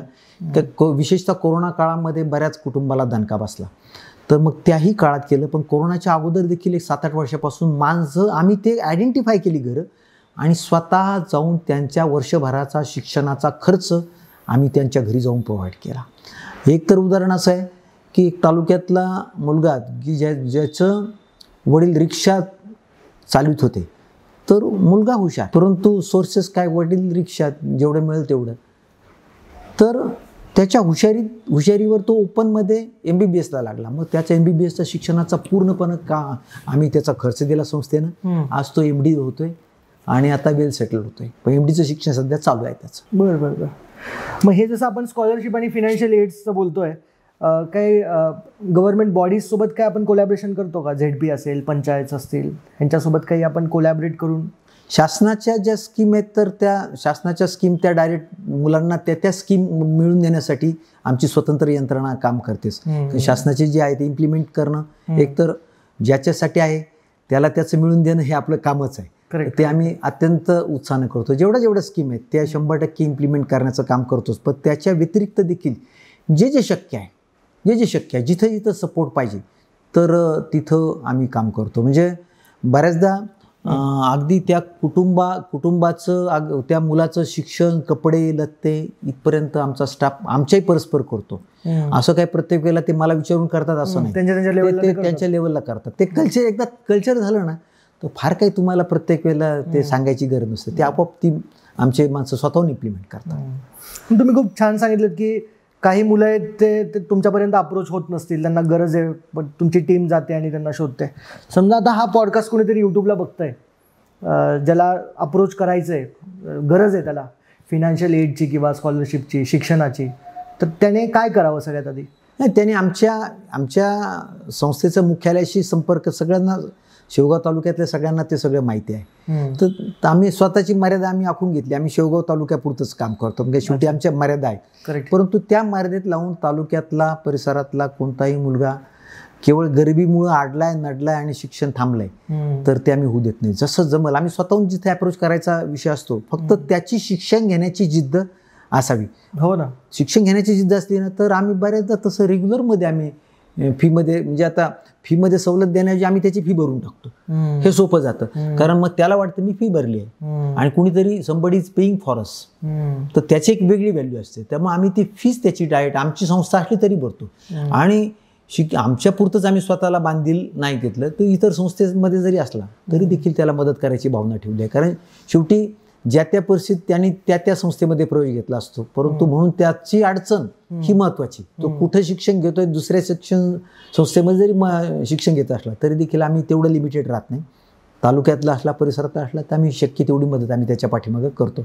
आमच्याशी संपर्क झाला जरूर त्याला मदत होणारच आहे.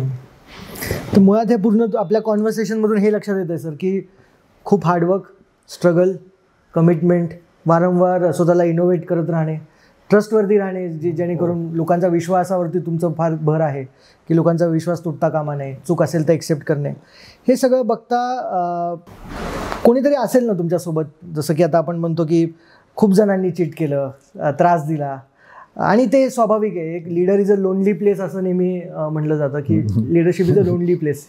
तर त्या सगळ्या जर्नीमध्ये कोण होतं तुमच्यासोबत? माझ्या अडचणींच्या काळात माझे सासरे डॉक्टर टी के पुरनाळे भक्कमपणे माझ्यासोबत राहिले.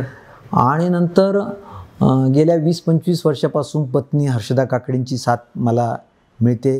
चिरंजीव देखील ॲक्टिवली काम करत आहेत आणि कन्या या संदर्भामध्ये अकाउंट ऑडिटिंग आणि पैसे वाचवणे, अनावश्यक खर्च कुठं होत नाही याची ती पण काळजी घेते. कारण शेवटी कसं की मनी सेव्ह इज मनी अर्न, आणि तर मग त्या अँगलमधून आम्ही सातत्यानं इथं आपले सेव्ह करता येतील पैसे, त्या अँगलमधून कन्येचा पण विषय असतो, तिची पण मला मदत होते. आता टीम नेक्स्ट जनरेशन त्या पद्धतीनं मदतही करू लागते आणि पार्टिसिपेट पण होते की जेणेकरून आपल्याला आपलं कार्याचा विस्तार अधिक चांगल्या स्वरूपात करता येण्याच्या संधी उपलब्ध होऊ शकतात. करेक्ट. नेक्स्ट जनरेशनवर तर मी येतोच, पण सासऱ्यांचं जसं तुम्ही नाव घेतलं, त्यांचा काय सपोर्ट राहिला लाईफमध्ये सर? काय आठवतं तुम्हाला एखाद दोन किस्से? सासऱ्यांचा सपोर्ट असा राहिला की ज्या वेळेला मी स्ट्रगलचा माझा काळ होता आणि विविध कोर्टामध्ये मला संघर्ष करावा लागला, तर त्यावेळेला तुमच्या बरोबर कोणीतरी असणं, समाजात तुमची बाजू कोणीतरी मांडणं, बरोबर राहणं, आणि कुठं आहे तर भिवू नकोस, मी तुझ्या पाठीशी आहे, एवढा जरी रोल झाला, कुणीतरी सपोर्ट आपल्या पाठीमाग कुणी आहे एवढं कळलं तरी माणूस लढणारा प्रचंड शक्तीनिशी लढतो. तर तो एक त्यांचा प्रचंडपणे मॉरल सपोर्ट असायचा. आणि जिथं जिथं प्रत्यक्ष उपस्थितीची गरज असेल तर तिथं देखील त्यांची प्रत्यक्ष उपस्थिती असायची. आता नगरच्या जागेचं आमचं उदाहरण आहे की नगरच्या आमच्या जागेवर काही पॉलिटिकल व्यक्तींनी ती जागा दडपण्यासाठी प्रचंड प्रयत्न केला. एकाच दिवशी एका रात्री तिथं 100-150 झोपड्या उभ्या राहिल्या. आपलं फार्मसी कॉलेजच्या कॅम्पसमध्ये एका दिवशी. आणि आकडून कसं द्यायचं? झोपड्या तयार केल्या रात्री, झोपड्या आणि लगेच पत्रे ठोकून घरं एका रात्री. आणि 100-150 म्हणजे ही NGO आहे, त्यामुळे शासनाच्या शासकीय खर्चानं काढून दिलं जावं असं कधी घडत नाही, पण ते घडलं.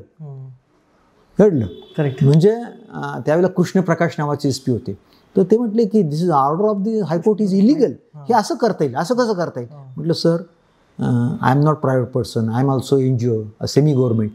तर हे त्यांना पटलं. म्हटलं हे सेमी गव्हर्नमेंट आहे, माझं स्वतःसाठी करीत नाही, त्यामुळे पब्लिक ॲट लार्जचे इंटरेस्ट मी सेफगार्ड करतो, त्यामुळे हायकोर्टाने SPना ही ऑर्डर केली आहे. तर तो आर्ग्युमेंटचा मुद्दा त्यांना पटला नाही, तर ते म्हटले की नाही, I will not implement this order. मग त्यांनी पोलीस फोर्स दिला आणि सासऱ्यांनी पर्सनल फोर्स आणला. 500 माणसं त्यांनी आणली, कारण नुसतं पोलिसावरच्या भरोसावर सध्या कुणालाही काही राहू शकत नाही. सगळे फोर्सेस एकत्रित झाले आणि तुम्हाला सांगतो युद्धभूमी झाली. नगरचे प्रतिष्ठित राजकीय नेते. कोणत्या सालचं म्हणतात सर? ही साधारण एक 12-15 वर्षापूर्वीची गोष्ट असावी, 12-15 वर्षापूर्वीची गोष्ट असावी. 15 वर्ष नक्कीच झाली. दगडफेक झाली. तिकडच्या बाजूने ते लीडर दगड फेकीत होते आणि इकडच्या बाजूने आमचे सासरे दगड फेकीत होते. म्हणजे अक्षरशः ज्याला म्हणतात ना, अगदी ते जंगली वॉर चालू होतं. तर ह्या सगळ्या प्रकारामध्ये म्हणजे हा जो हे असतो, कायद्यानं बाजू मी लढलो, मग ही जागा मिळाली तर त्याचं मेन रोल म्हणजे ह्या सगळ्या व्यक्तींच्या सपोर्टमुळेच आपण काम करू शकतो. एकटा माणूस जगामध्ये असं सपोर्ट जर नसेल तर काही करू शकत नाही. आणि पोलीस यंत्रणा, शासन यंत्रणा, कोर्ट यांनी आपल्या बाजूनं तिथं समजायचं की आपलं कुठेतरी चांगलं कर्म होतं म्हणून सगळ्या ऑर्डर्स आपल्या फेवर झाल्या आणि इम्प्लिमेंटसाठी प्रॉपर माणसं आली. हे घडलं आणि आज एवढं मोठं वैभव त्या ठिकाणी उभं राहिलं. त्याचं कारण ही माणसं. कृष्णप्रकाश सर म्हणलात ना तुम्ही? कृष्णप्रकाश, मला वाटतं ते ऑथर पण आहे, त्यांचं एक पुस्तक आहे, ते माहिती आहे मला. मी मध्यंतरी अगदी स्पेशल त्यांची भेट घेऊन त्यांच्या लक्ष विसरले होते, मी आठवण करून दिली. म्हटलं सर, मी कृतज्ञ आहे, तुम्ही आम्हाला खूप मदत केली. शेवटी हा भाग आपण जपला पाहिजे. तेवढे माझ्या काही लक्षात नाही. म्हटलं नाही, तुमच्या नाही, पण आम्ही आयुष्यभर लक्षात ठेवू की तुम्ही आम्हाला खूप मदत केली आहे. तुम्ही तर कॉलेजचंही नाव ठेवलं सर लक्षात ठेवून. ग्रॅटिट्यूड केलं पाहिजे. आयुष्याचं बेसिक ते व्हॅल्यूजच आहेत. मग बाकी तुम्ही चिरंजीवांबद्दल बोललात. चिरंजीव आता तुम्हाला जॉईन झाले आहेत, तर त्यांचं कसं आहे लिडरशिप स्टाईल वगैरे? शिकतायत, हां, वेळ लागेल, परंतु माणसं आयडेंटिफाय करण्यामध्ये ते माझ्यापेक्षा पुढे आहेत. पुढे आहेत. पुढे 100%. मला मी कुणी गोड बोललं तर मी फसला जाऊ शकतो. ते काय सहजासहजी फसली जाणारी ती व्यक्ती नाही. म्हणजे याची या सगळ्या पॉझिटिव्ह साईन आहे, पॉझिटिव्ह साईन आहे आणि माझ्यापेक्षा उत्कृष्ट कार्य त्यांच्या हातून घडेल याच्यावर माझा विश्वास आहे. क्या बात आहे. आणि मुलीबद्दल तुम्ही सांगत होतात, मनी सेव्ड इज मनी अर्न. हो, ती बॉर्न इकॉनॉमिक कॅप्टन आहे. ती आज कंपनी पाहते, फायनान्शियल सेक्टर तो भाग पाहते. आणि याच्यामध्ये फायनान्समध्ये फार महत्त्वाचं आहे की संस्थेचा पैसा जपणं फार महत्त्वाचं आहे. पैसा जपला तरच संस्था डेव्हलप होते. आणि अहमदनगर फार्मसीच्या संस्थेचे जेवढे सगळे फार्मसीचं सेक्टर आहे ती स्वतः त्याच्यावर कॅप्टन म्हणून काम पाहते, इंटरेस्ट घेते, सगळं काम ती ताकदीनं चांगल्या स्वरूपात काम करते. साधारण किती वर्षापासून चिरंजीव आणि मुलगी बघतायत हे सगळं? हार्डली आता एक ते 1.5 वर्षापासून. 1.5 वर्षापासून. अजून त्यांना तयार व्हायला 2-3 वर्ष लागतील. But you are happy with the whatever is going? I am satisfied. Yes. आणि ताईंवरती येतो. हर्षदा ताईंचं तुम्ही नाव घेतलं. हो. त्यांचा कसा सपोर्ट राहिला लाईफमध्ये? लाईफमध्ये प्रचंड. म्हणजे कारण मी कुणाला लवकर दुखवू शकत नाही, रागवू शकत नाही. आणि कोणी त्रास दिला, कोणी आमका त्रास देतो हे कळून देखील मी ते सहन करतो. पण त्या रिॲक्ट होतात, बोलतात, त्यांनी सांगतात हे नको आहे, ह्या माणसाने फसवलं, वारंवार तुम्ही ती परीक्षा काय घेता? तर त्यांची तुमची लिडरशिप स्टाईल वेगळी आहे का? वेगळी, डिफरंट, एकदम डिफरंट आहे. मी आपला माफ करीत जाणारा माणूस. देगा उसका भला म्हणजे त्रास देगा उसका भला, आणि जो मदत करतो त्याचंही भलं. माझं मी या पतीने जातो. पण ते माणसं, जसं तुम्ही त्या ट्रेनिंगमध्ये सांगितलं की तुम्ही यू शुड डिस्टिंग्विश, तुम्ही माणसं डिफरन्शिएट केली पाहिजेत, चुकीची माणसं बाजूला ठेवली पाहिजे. ते थोडंसं करणं मला जड जातं. तर ते सगळ्यांना सेम ट्रीट करतात, पण ते माणसं डिफरन्शिएट करतात आणि ते करणं गरजेचं आहे. मला ते तुमच्या ट्रेनिंगचा मला फार फायदा आला. मी खूप बारकाईनं सगळं त्याच्या नोट्स घेतो, मधून वाचतो. माझं ते लक्षात आलं की हे गरजेचं आहे की one should differentiate the people, की चांगलं काम करायला रिवॉर्ड मिळालं पाहिजे, चुकीच्याला ह्या गोष्टी मिळाल्या पाहिजेत. आणि जो करतो ते त्याला तिथं why we should waste of time. तर हे सगळं त्यांच्यात ती क्वालिटी आहे. ते डिफरन्शिएट करतात आणि माणसं आयडेंटिफाय करून त्या करेक्ट त्या दिशेनं ती संस्था नेतात. आणि मी क्वालिटीविषयी मी त्यांच्याशी कॉम्प्रोमाइज करीत नाही. क्वालिटीविषयी त्यांना माहिती आहे की यांना हे चालत नाही म्हणजे नाही. तर मी माझ्या मुद्द्यावर फर्म असतो, ते त्यांच्या मुद्द्यावर फर्म असतात. एकूण त्याच्यातून हिताचे आणि योग्यच निर्णय होतात. अजून त्यांच्यातल्या काही क्वालिटीज आहे का अशा वाटतील? एक तर तुम्ही म्हणालात तसं ट्रीटिंग पीपल डिफरंटली, आणि खूप इम्पॉर्टंट गुण आहे. अजून काय त्यांच्यामध्ये क्वालिटीज तुम्हाला स्पेशल वाटतात? स्पेशल आहेत म्हणून तर त्या स्थानावरती आहेत. काय स्पेशल अजून वाटतं तुम्हाला? त्यांच्यामध्ये धाडस आहे. धाडस, प्रचंड धाडस, करेज. म्हणजे ते धाडस आहे, परंतु त्या धाडसाला आळा कसा घालायचा याच्यावर मला सारखा विचार करावा लागतो. कारण भीती वाटते. गेल्या काही वर्षापासून त्यांचा प्रमुख रोल संस्थेच्या कारभारामध्ये आहे. आणि जिथं मी डायरेक्ट बोलू शकत नाही तिथं त्या धाडसानं बोलतात, धाडसानं एखादी कृती करतात. फक्त माझी भूमिका असते की ते कॅल्क्युलेटेड धाडस असावं. कारण कॅल्क्युलेशनवर माझा भरोसा आहे. परंतु संस्था चालवताना सगळ्या प्रकारची माणसं तुमच्यासोबत, कोणी धाडसी पाहिजे, कोणी थिंकर्स पाहिजेत, कोणी इनिशिएटर्स पाहिजेत. तर सगळा प्रकार असला आणि कोणी काळजी घेणारे केअरटेकर्स पाहिजे, सगळा ग्रुप एकत्रित असला तर ती संस्था प्रॉपर चालली जाते. त्यामुळे निश्चित संस्थेच्या कारभारामध्ये त्यांचा मला उपयोग होतो. त्या इंटरव्ह्यू पॅनलवर देखील त्या काम करतायत. विविध गोष्टी स्वतःच्या संस्थेच्या काही गोष्टी फ्रंटला जाऊन सांभाळतात. त्यांच्या लिडरशिपमध्ये जो ह्युमन पार्ट आहे, जसं तुम्ही म्हणालात की ते करेजियस आहेत, त्याच्यानंतर रोखठोक आहेत, असं आपण म्हणलात. असाही एक पार्ट असेल ना, एक सॉफ्ट पार्ट ज्याला आपण म्हणू, की इमोशनल पण आहेत. तसं तुम्हाला कधी वाटलंय का की इमोशनल पण आहेत? इमोशनल आहेत, बाकी लोकांना माहीत नाही असा नाही. एक मातृहृदयाचा त्यांच्यामध्ये तो भाग आहे. आणि कुणालाही मदत करणे आणि सहन करणे म्हणजे तो सुद्धा भाग आहे. आता जिथं मी इंटरव्ह्यूमध्ये रिजेक्ट केलेली माणसं, तर त्यांच्या त्या मातृहृदयी भावनेमुळं ते काम करतायत. माझ्याकडे ते जे शक्यच नव्हतं. तर ते एक सॉफ्ट भाग आहे की काही माणसं सांभाळून घेण्याची पण त्यांची ती कला आहे. कारण सामाजिक आणि राजकीय क्षेत्रामध्ये त्यांचा वावर आहे. गेल्या 20-25 वर्षापासून त्या जिल्हा परिषद सदस्य असल्यामुळं त्याही अँगलचा काही फायदा आहे आणि काही तोटा पण आहे. परंतु आपण फायद्याची बाजू पाहायची झाली तर लार्ज सोशल कॉन्टॅक्ट असल्यामुळं कुठं काही नडत नाही. म्हणजे तुमच्या जिल्हा परिषदेमध्ये जा, माध्यमिक शिक्षण विभागात जा, तर मंत्रालयापर्यंत जा, तर त्यांचा ॲक्सेस सर्वत्र आहे. विविध परवानगी आणणे, विविध कुठं नडलं तर ते त्यांच्या साध्या फोननी तो अधिकारी ते काम करून जातो. कारण ते आपली वागणूक चांगली असली, आपला कारभार राजकीय जीवनात चांगला असला, तर त्याचे फायदे त्याचे सगळे शिक्षण संस्थेला त्यांनी मिळून दिलेले आहेत आणि आजही ते होत आहेत. आणि पॉलिटिक्स म्हणलं की आणि ZP सदस्य असं एक पद म्हणलं की फार ग्लॅमरस वाटतं कॉमन पब्लिकला. मोठं पद आहे आणि मजा आहे असं कुठेतरी कॉमन लोकांना वाटत असतं, असं एक परसिव्ह केलं जातं. पण तुम्ही त्यांना जवळून पाहिलेलं आहे, तर मला सांगा की अशी कोणती बाजू आहे जी समाजाला त्यांची माहीत नाही आहे? त्यांचं स्ट्रगल असेल, त्यांची कमिटमेंट असेल, त्यांची काम करण्याची प्रणाली असेल, जी कॉमनली दिसत नाही, पण असं काही असतं की जे तुम्हाला माहिती आहे, असं काय आहे? प्रचंड कष्ट म्हणजे स्वतःच्या जेवणाची काळजी न करता स्वतःहून जायचं आणि मग दिवस दिवस उपाशी राहायचं. काम संपेपर्यंत त्या उठणार पण नाहीत. चिकाटी हा गुण असतो की ते काम पूर्ण झाल्याशिवाय यायचंच नाही. तर ही महत्त्वाची बाजू म्हणजे सामाजिक क्षेत्रात लोकांचं काम करीत असताना असेल, अगर शिक्षण संस्थेच्या एखाद्या कामासाठी त्या गेल्या की त्या काम होईपर्यंत त्या उठतच नाही, थांबून राहतात. मग तहान भूक विसरून काम करणे, सलग प्रवास करणे, एका दिवसात शेवगाव मुंबईला जाऊन परत शेवगावला येणे. अरे बापरे. तर हे मागच्याने कधी शक्य नाही, अजून एकदाही नाही झालं. मध्ये हॉल्ट घेणार म्हणजे घेणार, पण त्या सलगपणं ते करू शकतात. घरदार प्रपंच आणि संस्था सांभाळणं ॲट ए टाईम. तर ही कला ही रेअर आहे, हे त्यांना ते जमतं की जे मला कधीच हे शक्य नाही. एवढ्या सगळ्या गोष्टी मी नाही करू शकणार, पण त्या सगळ्यांचं कमी जास्त हे करणार, नातेवाईक सांभाळणार, अडचणीतला माणूस सांभाळणार आणि समोरच्याची अडचण ओळखून देखील जे जे शक्य आहे ते करीत राहणार. त्या सगळे रोल करण्याचं जास्त सपोर्ट म्हणजे जास्त जबाबदारी त्यांच्यावर येते आणि त्या हिमतीने करतात.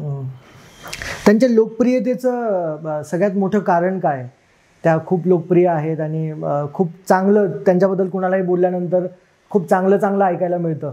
ॲप्रोच चांगला, अधिकारी असेल ॲप्रोच चांगला, खालचा तळातला छोट्यातला छोटा माणसं लक्षात ठेवतात आणि नेमकं त्यांना ते सगळं त्याचा इतिहास भूगोल सगळा माहीत असतो.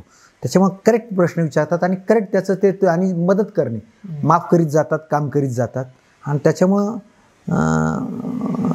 मी बऱ्याचदा त्यांना म्हणत असतो की तुम्ही काम करता आणि त्याचं कुठं मार्केटिंग करीत नाही. हे तर मार्केटिंगचं युग आहे, तेव्हा मला तर त्यांचं असिस्टंट म्हणून तर काम करावं लागतं की ते मार्केटिंग समाजापुढं ते काम आणणं सोपी गोष्ट नाही.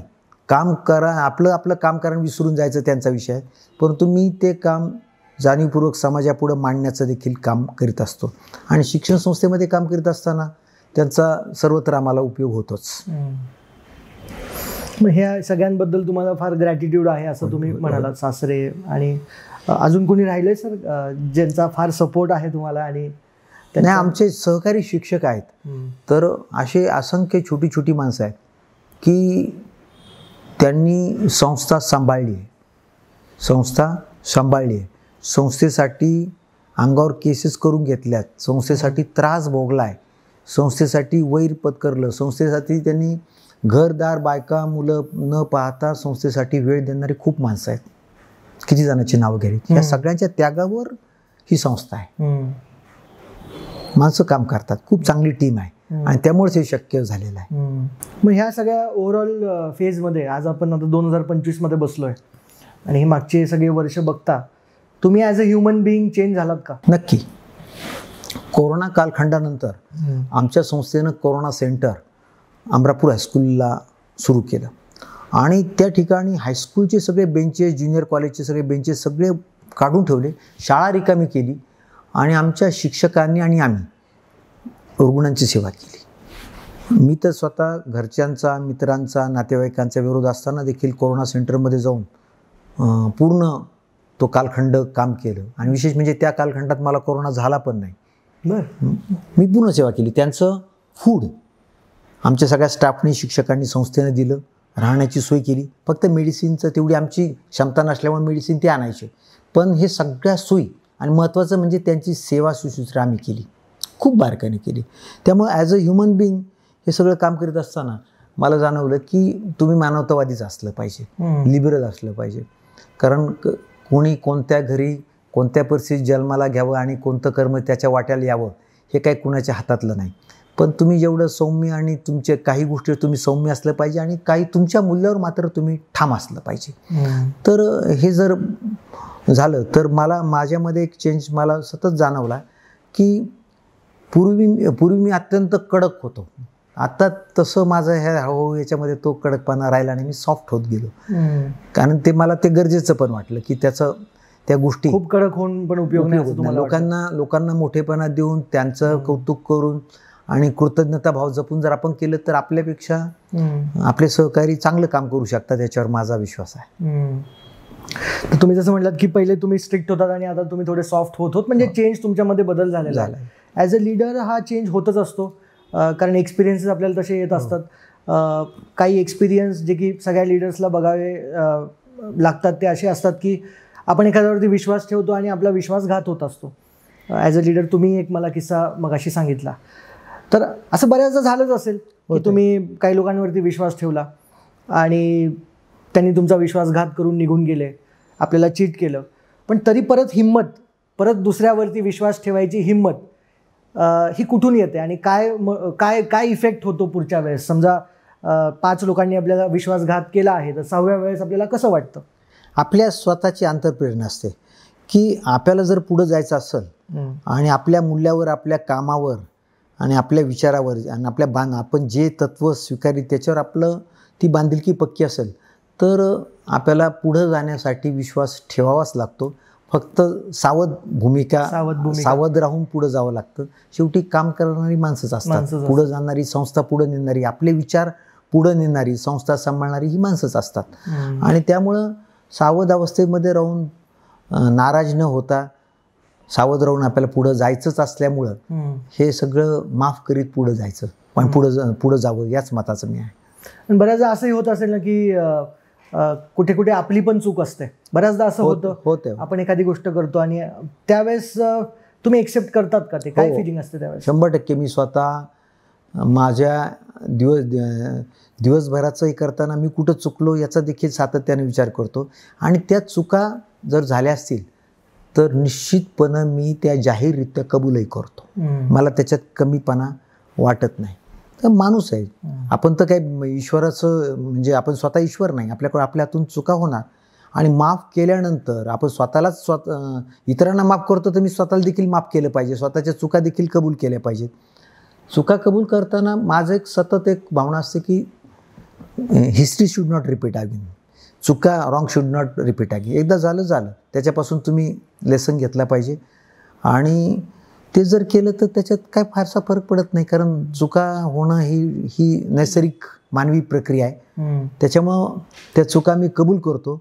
आणि बऱ्याचदा आता संस्थेचे मी कधी असं माझ्या हातून घडलं की संस्थेचं लाखोंचं नुकसान देखील कळत न कळत माझ्या चुकीच्या निर्णयामुळे घडलं. असे उदाहरण आहेत की मी कोणाच्या तरी आहारी गेलो, पण मी त्याच्या आहारी गेलो हा डिसिजन माझा चुकला ना, की चुकीच्या ठिकाणी बिल्डिंग बांधली, चुकीच्या आर्किटेक्टवर, चुकीच्या कॉन्ट्रॅक्टरवर विश्वास ठेवला, लाखोंचं संस्थेचं नुकसान होऊ शकतं, घडू शकतं. पण ते मला सतत बोचणी देत राहतं आणि पुन्हा मी तसं होऊ याची काळजी घेतो. कारण हे असं साहजिक आहे की माझंच खरं असं जर मी म्हणत गेलो तर मला पुन्हा मी कधी सुधरू शकत नाही. तर माझे काम एवढं मोठं मॅनेजमेंट चालवताना चुका होत राहणार, फक्त ती चूक होऊ नये याची मी काळजी घेतो आणि चुका कबूल करणं हा माझा स्वभाव पण आहे. पण मग असंही बऱ्याच वेळेस होत असेल ना की एवढी लिगसी पाहता, एवढं तुमचं लिडरशिप पाहता, लोक तुमच्याकडनं ओव्हर एक्सपेक्टही करत असतील की नाही होऊन जाईल साहेबांकडनं, नाही आपलं काम हे होऊन जाईल ताईंकडनं. तर अशा वेळेस तुम्ही ते कसं हँडल करतात? ओव्हर एक्सपेक्टेशन जेव्हा समोरचा व्यक्ती आपल्याकडनं करायला लागतो, त्याला असं वाटतं की नाही हे आपलं करतीलच, कामच होईल आपलं, त्यावेळेस कसं वाटतं आणि कसं करतात तुम्ही ते हँडल? बऱ्याचदा यंत्रणेला आणि बऱ्याच लोकांना वाटतं की हे सगळं आपोआप घडावं आणि माझ्या पुरतंच मी आपलं काम करावं. आणि त्यांचे एक्सपेक्टेशन अशा असतात की आता आम्ही फक्त वर्गावर जाऊन शिकवायचं शिल्लक राहतो, अशा काही भूमिकेत देखील असतात. तर मग त्यांना समजून सांगावं लागतं की नाही, हे जर तुला काम नाही केलं तर हे एक्सपेक्टेशन माझ्याकडून करून नाही, हे तुझा रोल तुला केला पाहिजे. तुला जर रोल तुझा करता येत नसेल तर माझा रोल मला करावा लागेल, तुला त्या पदावर ठेवता येणार नाही. मला शेवटी तिथं कठोर भूमिका घ्यावी लागते, सांगावं लागतं एकदा दोनदा चारदा की नाही हा रोल तुझं काम तू केलं पाहिजे, आणि तुझं काम तू करत नसेल तर मला पर्यायी माणूस आणून ते काम करून घेणं भाग आहे, कारण त्या पोस्टचं काम आहे, त्या पदाचं काम आहे आणि ते त्यांनीच केलं पाहिजे, त्या पदाने काम केलं पाहिजे. त्यामुळे ते समजून सांगून आम्ही काम करून घेतो आणि प्रसंगी कठोर भूमिका देखील घेतो. पण हे कर्मचाऱ्यांबद्दल झालं. समजा सामान्य जनतेमधून लोकांमधनं असं बऱ्याचदा होत असेल की कोणीतरी मदतीला आलं आणि त्यांना तुमच्याकडनं एक काहीतरी अपेक्षा आहे, त्यावेळेस तुम्ही त्याला कसं हँडल करतात? ओव्हर एक्सपेक्टेशन ज्याला आपण म्हणतो समोरच्याची. बऱ्याचदा मी ओव्हर एक्सपेक्टेशन मी त्या कधी कधी स्वीकारायचो पूर्वी, आणि त्याच्या स्वीकारायचो आणि तुम्हाला सांगतो ते मी त्याच्या शूजमध्ये उतरायचो. मला कळायचंच नाही, मला भानच राहायचं नाही. मी डायरेक्ट त्याच्या रोलमध्ये शिरल्यानंतर माझ्या जीवाचं काय होतं याचं देखील मला बऱ्याचदा भान नसायचं. आपल्याला त्रास व्हायचा त्याचा, आणि तहान भूक विसरून काम करायचो आणि तो तर पठ्ठ्या क्षणात विसरून जायचा. आणि मग शहाणपण सुचायचं की अरे आपण हा रोल, त्याची भूमिका मी अक्षरशः पूर्णपणे त्याच्या रोलमध्ये स्वीकारून काम केलं. असे सामाजिक जीवनात तर मला त्याचे प्रचंड अनुभव आहेत. तर ते चुकीचं आहे. एवढ्या भूमिकेमध्ये सुद्धा तुम्ही नाही गेलं पाहिजे. एक काही प्रमाणामध्ये तो रोल करून तुम्ही तुमच्या रोलवर देखील लोक गैरफायदा त्याचा उचलायला परत चालू करतात. पुन्हा आपण आलं पाहिजे, नाहीतर लोक गैरफायदा घेतात आणि आपण स्वतःला वाहून नष्ट देखील होऊ शकतो. अत्यंत धोक्याचा विषय. त्याच्या रोलपर्यंत किती जायचं याला काही मर्यादा असल्याच पाहिजे. कसं वाटतं सर तुम्ही आज हे एवढं सगळं बोलतात? How you are feeling? मला छान वाटतंय, कारण एक मुक्त संवाद तुमच्याशी करतोय, सगळ्यांशी करतोय, समाजाशी करतोय.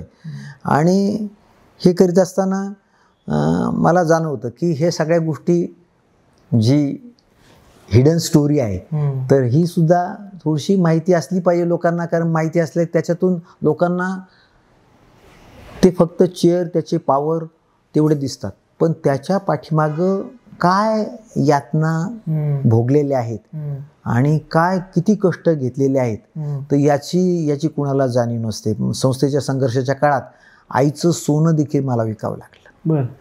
आणि गाठी फोन नव्हते, काय नव्हते, तसं एकमेकाला संपर्काचं ठिकाण बऱ्याच ठिकाणी आमचं त्या इष्टी स्टँडवरचं प्लॅटफॉर्म नंबर 1 इथं मी असायचो. म्हणजे कुठे भेटायचं?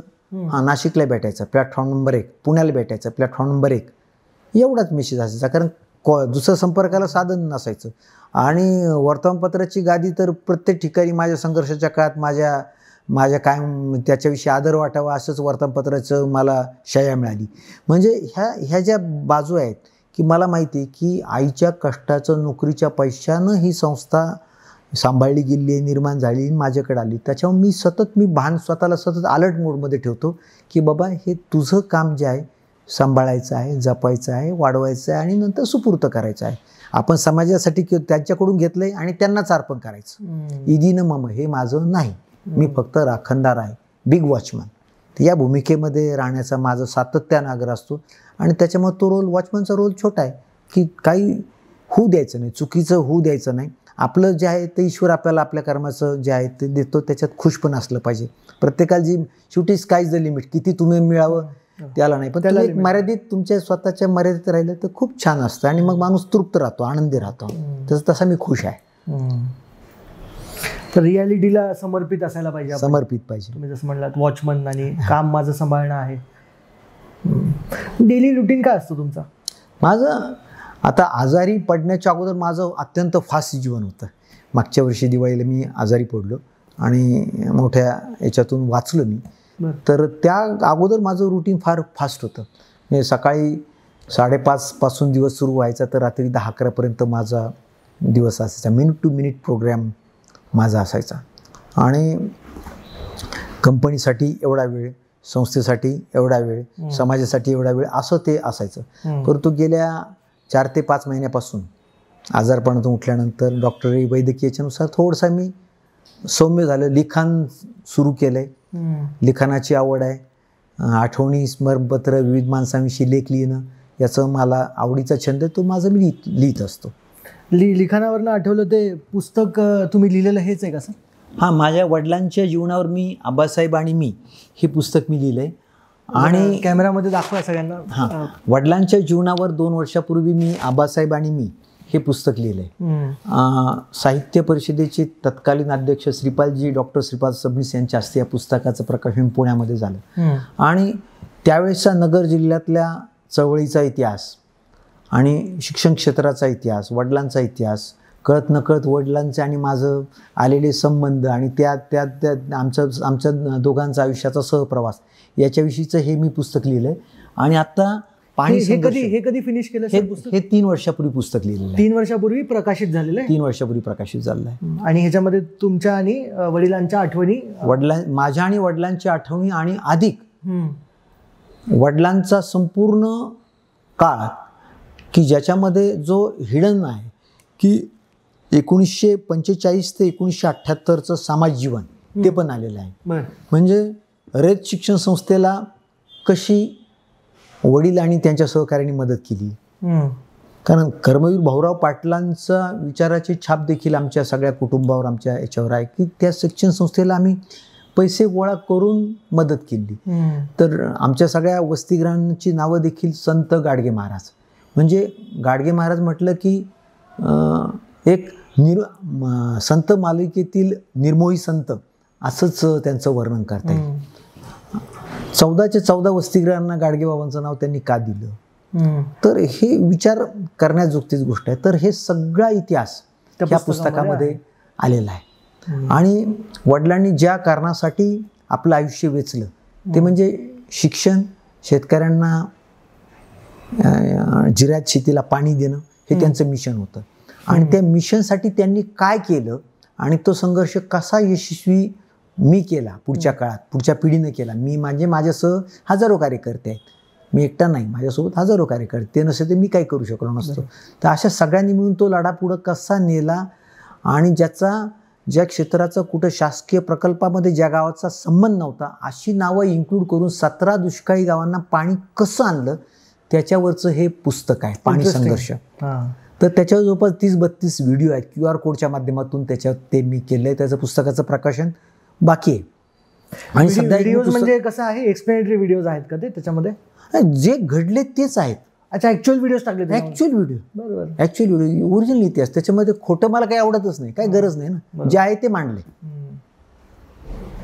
हे ओरिजिनल सगळे व्हिडिओ आहेत. आणि हे पुस्तक प्रकाशित व्हायचंय ना अजून? ते पुस्तक प्रकाशित व्हायचंय. मला खरं म्हणजे वाटायचं की ते निवडणुकीच्या अगोदर प्रकाशित झालं योग्य होईल, त्याचा राजकीय फायदा होईल असं वाटायचं. पण ते माझा भ्रम आहे. सामाजिक जीवन वेगळं आहे आणि पक्ष, सत्ता, ध्येय, धोरणं, लोक, मतदान हे टोटल डिफरंट आहे. ठीक आहे, मी माझ्या वडिलांच्या स्वप्नासाठी माझ्या आयुष्यातले 25 वर्ष मी वाहून घेतले आणि ते स्वप्न प्रत्यक्षात आणलं, याच्यात मी खुश आहे, आनंदी आहे. आता देखील मी ज्यावेळेला पाणी या विषयावर लिखाण हाती घेतलं तर माझ्या लक्षात आलं की अजून जायकवाडी धरणामध्ये शेवगाव तालुक्याच्या नावानं पाणी शिल्लक आहे. मग त्याचाही संघर्ष मी गेल्या 4-5 वर्षापासून उभा केला. आणि शरद पवारपासून तर फडणवीस साहेबांपर्यंत सगळ्यांची मदत घेऊन अधिक 9 गावाची योजना मी मंजूर करून घेतलेली आहे. म्हणजे ते एक अचिव्हमेंट आहे. त्याच्यावर देखील पुस्तकाचं लिखाण चालू आहे. ते होईलच. तिसरं पुस्तक आहे? तिसरं पुस्तक आहे. वा. मग हे पुस्तक जर पहिलं पुस्तक आबासाहेब आणि मी हे जर कोणाला घ्यायचं असेल, विकत घ्यायचं असेल तर ते कुठे उपलब्ध आहे? ते सध्या आमच्या शिक्षण संस्थेच्या आवारात असणाऱ्या कार्यालयात उपलब्ध आहे. आणि मी त्याची फॅसिलिटी ऑनलाईनसाठी मी ते उपलब्ध लवकर करून देईल. कारण ती यंत्रणा मी आम्ही टेक्नोसर्व्हिस तेवढ्या प्रमाणात झालो नाही की ती त्रुटी आहे, तर मी ते ऑनलाईन उपलब्ध करून द्यायचा मी विषय तो करणार आहे. अच्छा, ओके. आणि हे कधीपर्यंत पाणी संघर्ष पाणी संघर्ष येत्या 2-3 महिन्यात ते प्रकाशित व्हायला पाहिजे. कारण आता चपराक प्रकाशनाने सांगितलं की आम्ही ते प्रसिद्ध करतोय, तर त्याचं एक ती प्रकाशनाची ती प्रक्रिया चालू आहे. प्रॉपर एडिटिंग करून ते प्रकाशित करायचं काम चालू आहे. तुम्ही लिखाण करतात म्हणजे पुस्तकही वाचत असाल? मला छंद आहे. छंद आहे ना? पुस्तक म्हणजे लहानपणापासून पुस्तक माझे सोबतीच राहिलेले आहेत. कोणते आवडीचे पुस्तक किंवा जे तुम्ही आता? मला रांडा बमचं द सिक्रेट हे पुस्तक मला खूप आवडतं. म्हणजे त्या पुस्तकावरून मला खूप एनर्जी मिळाली. बऱ्याच जणांना टर्निंग पॉईंट म्हणजे ते पुस्तक आहे. हो. आणि ते पुस्तक मी बऱ्याच जणाला शेकडो प्रती भेट दिलेली आहे. आणि काही भेट देणाऱ्यापैकी काहींचं जीवन देखील या पुस्तकामुळं चेंज झालं आहे. नंतर जर्मन लेखक श्लाट्स यांचं बिग थिंकिंग तर हे एक अत्यंत पुस्तक ते बेस्ट सेलर आहे. त्याचं मी रिपीटेडली वाचतो. आणि संजय पंडितांचं मनाचं व्यवस्थापन माइंड मॅनेजमेंट. तर अत्यंत सुंदर पुस्तक आहे. त्याचं देखील मी त्या पुस्तकाची देखील पारायणावर पारायणं केली आहेत. म्हणजे फाटलं की पुन्हा वाचायला सुरुवात करतो, नवीन विकत घेऊन.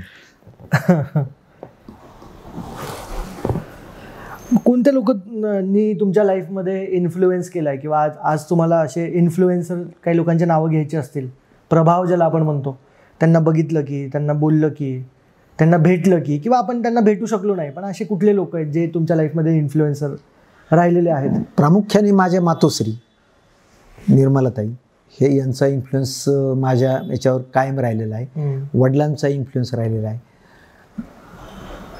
त्यानंतर गाडगे बाबांचा विचार, त्यांचे विचार फार आवडले आहेत आणि मला त्यांनी डॉक्टर बाबासाहेब आंबेडकरांना जो सल्ला दिला तर तो मला सातत्यानं भावत गेला की ज्यावेळेला डॉक्टर बाबासाहेब आंबेडकरसारखा महान व्यक्ती विचारतोय की मला आता हिंदू धर्मात मला राहायचं नाही, मला दुसरा धर्म स्वीकारायचा आहे, बाबा मी काय करू? त्यावेळेला बाबांनी जो सल्ला दिला की इथलीच एखादी वाट निवड, तर हा सल्ला, ते विचार, तर एक म्हणजे माणसाचं मग तुम्ही देव पाहायचा असला तर दगडात पाहू नका, माणसात पहा, हा जो संदेश गाडगेबाबांचा आहे, तर ही सगळी व्यक्ती, ही मोठी माणसं ही माझ्यावर इन्फ्लुएन्स करणारी आहेत. आता पुढच्या 5-10 वर्षात काय प्लॅन्स आहेत? 5 ते 10 वर्षामध्ये मला जो काय आम्ही ठरवलं आहे की education and industry should walk together, त्याच्यावर मला अधिक काम करायचं आहे. ज्या ज्ञानशाखा आमच्याकडं नाही आहेत त्या ज्ञानशाखा आणण्याचा प्रयत्न करायचा आहे. कारण आपल्याकडं आपली शिक्षण संस्था एक परिपूर्ण शिक्षण संस्था व्हावी अशा स्वरूपाचं माझं प्लॅनिंग आहे. आणि अधिकाधिक कौशल्य विकासावरचे अधिकाधिक अभ्यासक्रम आणून हे अभ्यासक्रम ग्रामीण भागातल्या मुलांना देण्याचा माझा प्रयत्न आहे. खरं म्हणजे ग्रामीण भागामध्ये शिक्षण संस्था चालवणं माझं अनुभवाचं पक्कं मत आहे की हे टोटल डेडिकेशन आहे, डिवोशन आहे, सोपं नाही, असं समर्पणच आहे, समर्पण आहे. कारण ते तुम्हाला सांगू का, no revenue you don't get revenue. त्यात लोकांचं सगळ्यांचं मत असतं की शासनाकडून फुकट आलंय. सांगावं लागतं कारण ही जमीन आम्हाला आम्ही आमच्या पैशाने घेतली. माझ्या वडिलांनी वकिलीच्या कष्टातून ते घेतलेल्या जमिनी आहेत. नाही तर, आणि ते चांगलंच केलं. वकिलीच्या कष्टातून त्यांनी स्वतःच्या नावावर जमीन घेतल्या असत्या तर वारसदारामध्ये अधिक भांडणं राहिली असती. त्यामुळे त्यांनी संस्था मोठी केली, समाजाचं कल्याण केलं, याच्यामध्ये मला अभिमान आहे. पण हे ग्रामीण भागातल्या लोकांना कळत नाही. त्यांना वाटतं बिल्डिंग बांधायला फंड येतो, याला फंड येतो, हे वरच्यावर करतात. तसं नाही. फंड उपलब्धीसाठी खूप कष्ट आहेत आणि कधी कधी त्याचे ब्लेम्स येतात. लोक चांगली बाजू पाहत नाही. पैसा तुम्हाला कसं करू, तिथं मुलांसाठी तुम्हाला छत निर्माण करावंच लागतं, उत्तम इमारती निर्माण कराव्याच लागतात आणि त्याच्यातून त्रासही होतो, बदनामी करतात, काही लोक त्रासही देतात. सगळ्या गोष्टीचं सहन करून आपण आपलं मिशन, आपलं काम निमूटपणे करीत राहणं. आणि माझ्या मनामध्ये आहे की भविष्यामध्ये अशी गोष्ट येणार आहे की मुलांना प्रॉपर संस्कारासाठी चांगल्या वसतिगृहाची निर्मिती भविष्यात करावी लागणार आहे. आईवडिलांना वेळ नाही मुलावर संस्कार करायला. ते त्यांच्याच रोजच्या जगण्याच्या लढाईमध्ये ते गुंग आहेत. मग हे बघणार कोण? बघणार कोणीच नाही हो. अक्षरशः तुम्हाला सांगतो म्हणजे की सगळं काही मिळेल, संस्कार मिळणार नाही. आज मी ग्रामीण भागामध्ये पाहतो मुलांची लग्न होत नाहीत. मुलांची लग्न होत नाही. शेतकऱ्याला कोणी मुलगी द्यायला तयार नाही. इव्हन तो नोकरी करीत असला तर त्याला पुण्यातच पाहिजे. का? ग्रामीण भागामध्ये जगू शकत नाही. उलट कुठल्याही शहरापेक्षा खेड्यामध्ये तुम्हाला उत्तम हवा चांगली मिळू शकते, अन्न चांगली मिळू शकतं, पाणी चांगलं मिळू शकतं. पुढची पिढी राहायला तयार नाही. मग ही कुठतरी कुठतरी चुकतंय. ही व्यवस्था कुठतरी चुकते. जेवढी जमल तेवढी आपल्या परीनं दुरुस्त करीत जगण्याचा आमचा प्रयत्न, आमची शिक्षण संस्था त्याच्यावर नक्कीच काम करणार आहे. आपली संस्था एवढ्या वर्षांपासून काम करते, तर नॅशनल लेवलला पण काही रिकग्निशन झालेलं असेल मुलांचं, त्याच्याबद्दल थोडं सांगा. नॅशनल लेव्हलला क्रीडा क्षेत्रामध्ये आमच्या संस्थेला चांगल्या स्वरूपाचं रेकग्निशन मिळाले. विशेषतः baseball, softball, mini golf, kho kho आणि कबड्डी या 5 खेळामध्ये आम्हाला आमची मुलं नॅशनल लेवलला चमकली आहेत. म्हणजे ग्रामीण भागातील मुलगा प्रॉपर जर त्याला शक्ती दिली, बळ दिलं, प्रेरणा दिली आणि योग्य प्राध्यापक मिळाले, योग्य टीचर मिळाले तर ते फार चांगल्या स्वरूपाची कामगिरी करू शकतात. ज्यावेळेला SSC बोर्ड होतं, SSC आणि HSC, तर आमची संस्था त्या बोर्डामध्ये ज्यावेळेस रँकिंग पद्धत होती, पहिले दुसरे तिसरे काढायचे, आता बंद केलंय. तर शेवटची काही वर्ष, बंद होण्याच्या अगोदर शेवटची काही वर्ष तुम्ही त्याचं रेकॉर्ड पाहिलं की आमच्या शाळेचं नाव सातत्यानं, शाळेतल्या मुलाचं नाव बोर्डाच्या गुणवत्ता यादीत मुलं असायची, मेरिटमध्ये असायची. आणि आमची जिद्द असायची. आणि मेरिट त्यांनी अचीव केलं की माझ्या घरी सगळ्या शिक्षकांना आणि विद्यार्थ्यांना घरी जेवण असायचं. क्या बात आहे. एक इन्स्पिरेशन, खुश व्हायचे. म्हणजे आम्ही दिवाळी साजरी करायचो, फेस्टिवल होता, फेस्टिवल काय अचिव्हमेंटचा आनंद असायचा. आणि संस्थाच्या प्रमुखाच्या घरी जेवण, शिक्षकांना विद्यार्थ्यांना एक, आणि ते त्यांना वाटायचं आम्हाला यायचं बरं का पुढच्या वर्षी तुमच्या घरी जेवायला. अड तर माझी ही असायची की तुम्ही मुलगा बोर्डात मेरिट लिस्टमध्ये आणा. तर हे सगळं याच्यातून खूप सॅटिस्फॅक्शन आणि खूप आनंदी वातावरण आम्ही तयार केलं. ते खूप असं कॉम्पिटिटिव्ह असं वातावरण तयार होत असेल ना. होय, सगळ्यांमध्ये. हो, की हे नाही केलं मग आता मी पण करेल. हो, एक हेल्दी कॉम्पिटिशन ज्याला आपण म्हणतो. Healthy competition. रॅपिड राऊंड खेळूया सर. होय, रॅपिड राऊंडचे रूल्स तुम्हाला सांगतो. सांगा.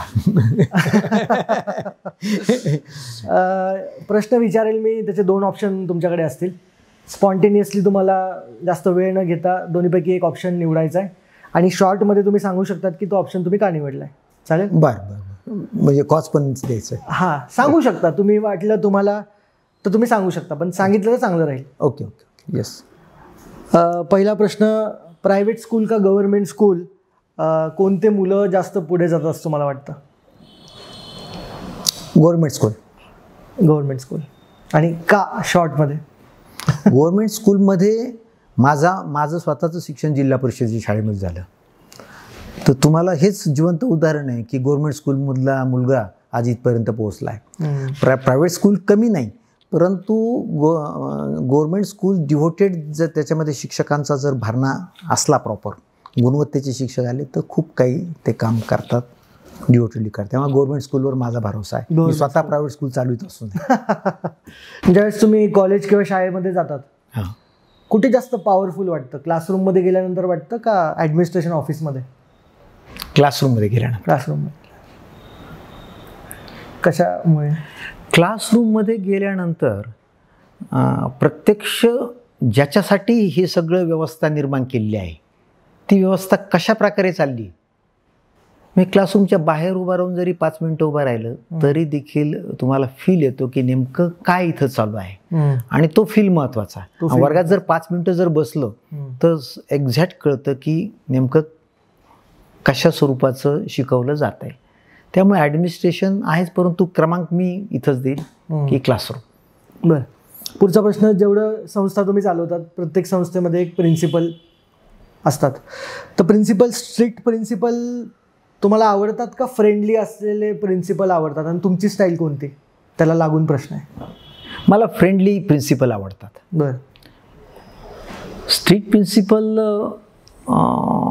पेक्षा फ्रेंडली प्रिन्सिपल, त्याचं कनेक्टिव्हिटी विद्यार्थ्यांशी, संस्थेशी, समाजाशी ही प्रॉपर असते.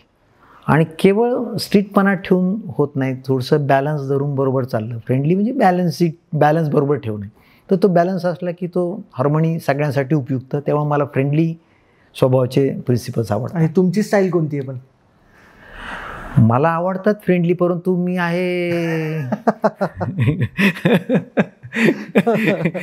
माझी स्टाईल नेमकी थोडंसं विरुद्ध आहे. पण जसं तुम्ही म्हटलं की तुम्ही over a period of time थोडं चेंज झालं आहे. ग्रामीण भागातली मुलं का शहरातली मुलं कोणते जास्त फ्युचरमध्ये सरप्राईज करतात, काहीतरी मोठं करून दाखवतात? ग्रामीण भागातली मुलं. ग्रामीण भागातले. कशामुळे? ग्रामीण भागातल्या मुलांचं जी मन केंद्रित करण्याची जी शक्ती असते ती प्रभावी असते.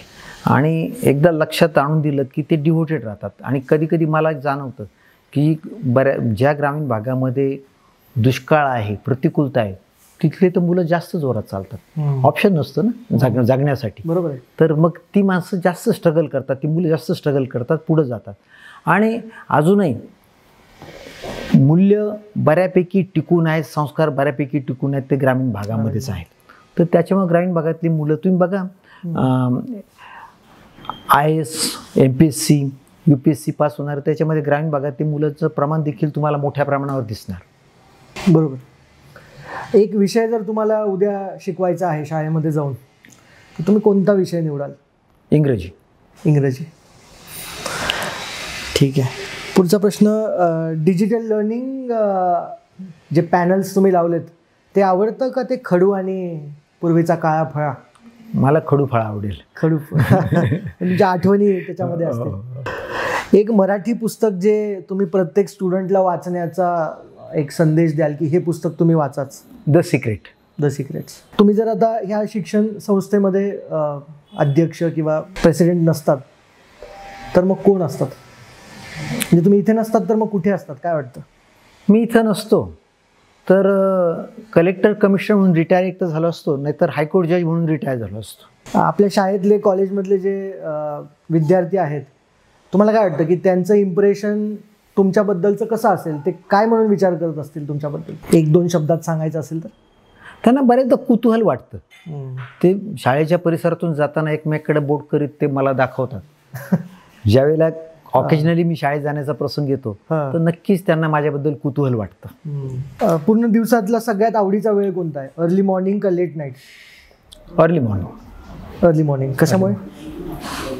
वातावरण शांत असतं, ध्यानधारणा करता येते, नवीन संकल्पना सुचतात आणि त्या चैतन्याशी, ब्रह्मांडाशी कुठेतरी एकरूप होण्याचा तो क्षण असतो. त्यामुळं मला पहाटची वेळ खूप आवडते. चहा की कॉफी? कॉफी. काय आवडतं? कॉफी. आवडता फळ? आंबा. आवडता पक्षी? मोर. आवडता प्राणी? कुत्रा. ओके. लिगसी आणि ग्रोथ जर 2 ऑप्शन असतील तर कशाला निवडाल? लिगसी.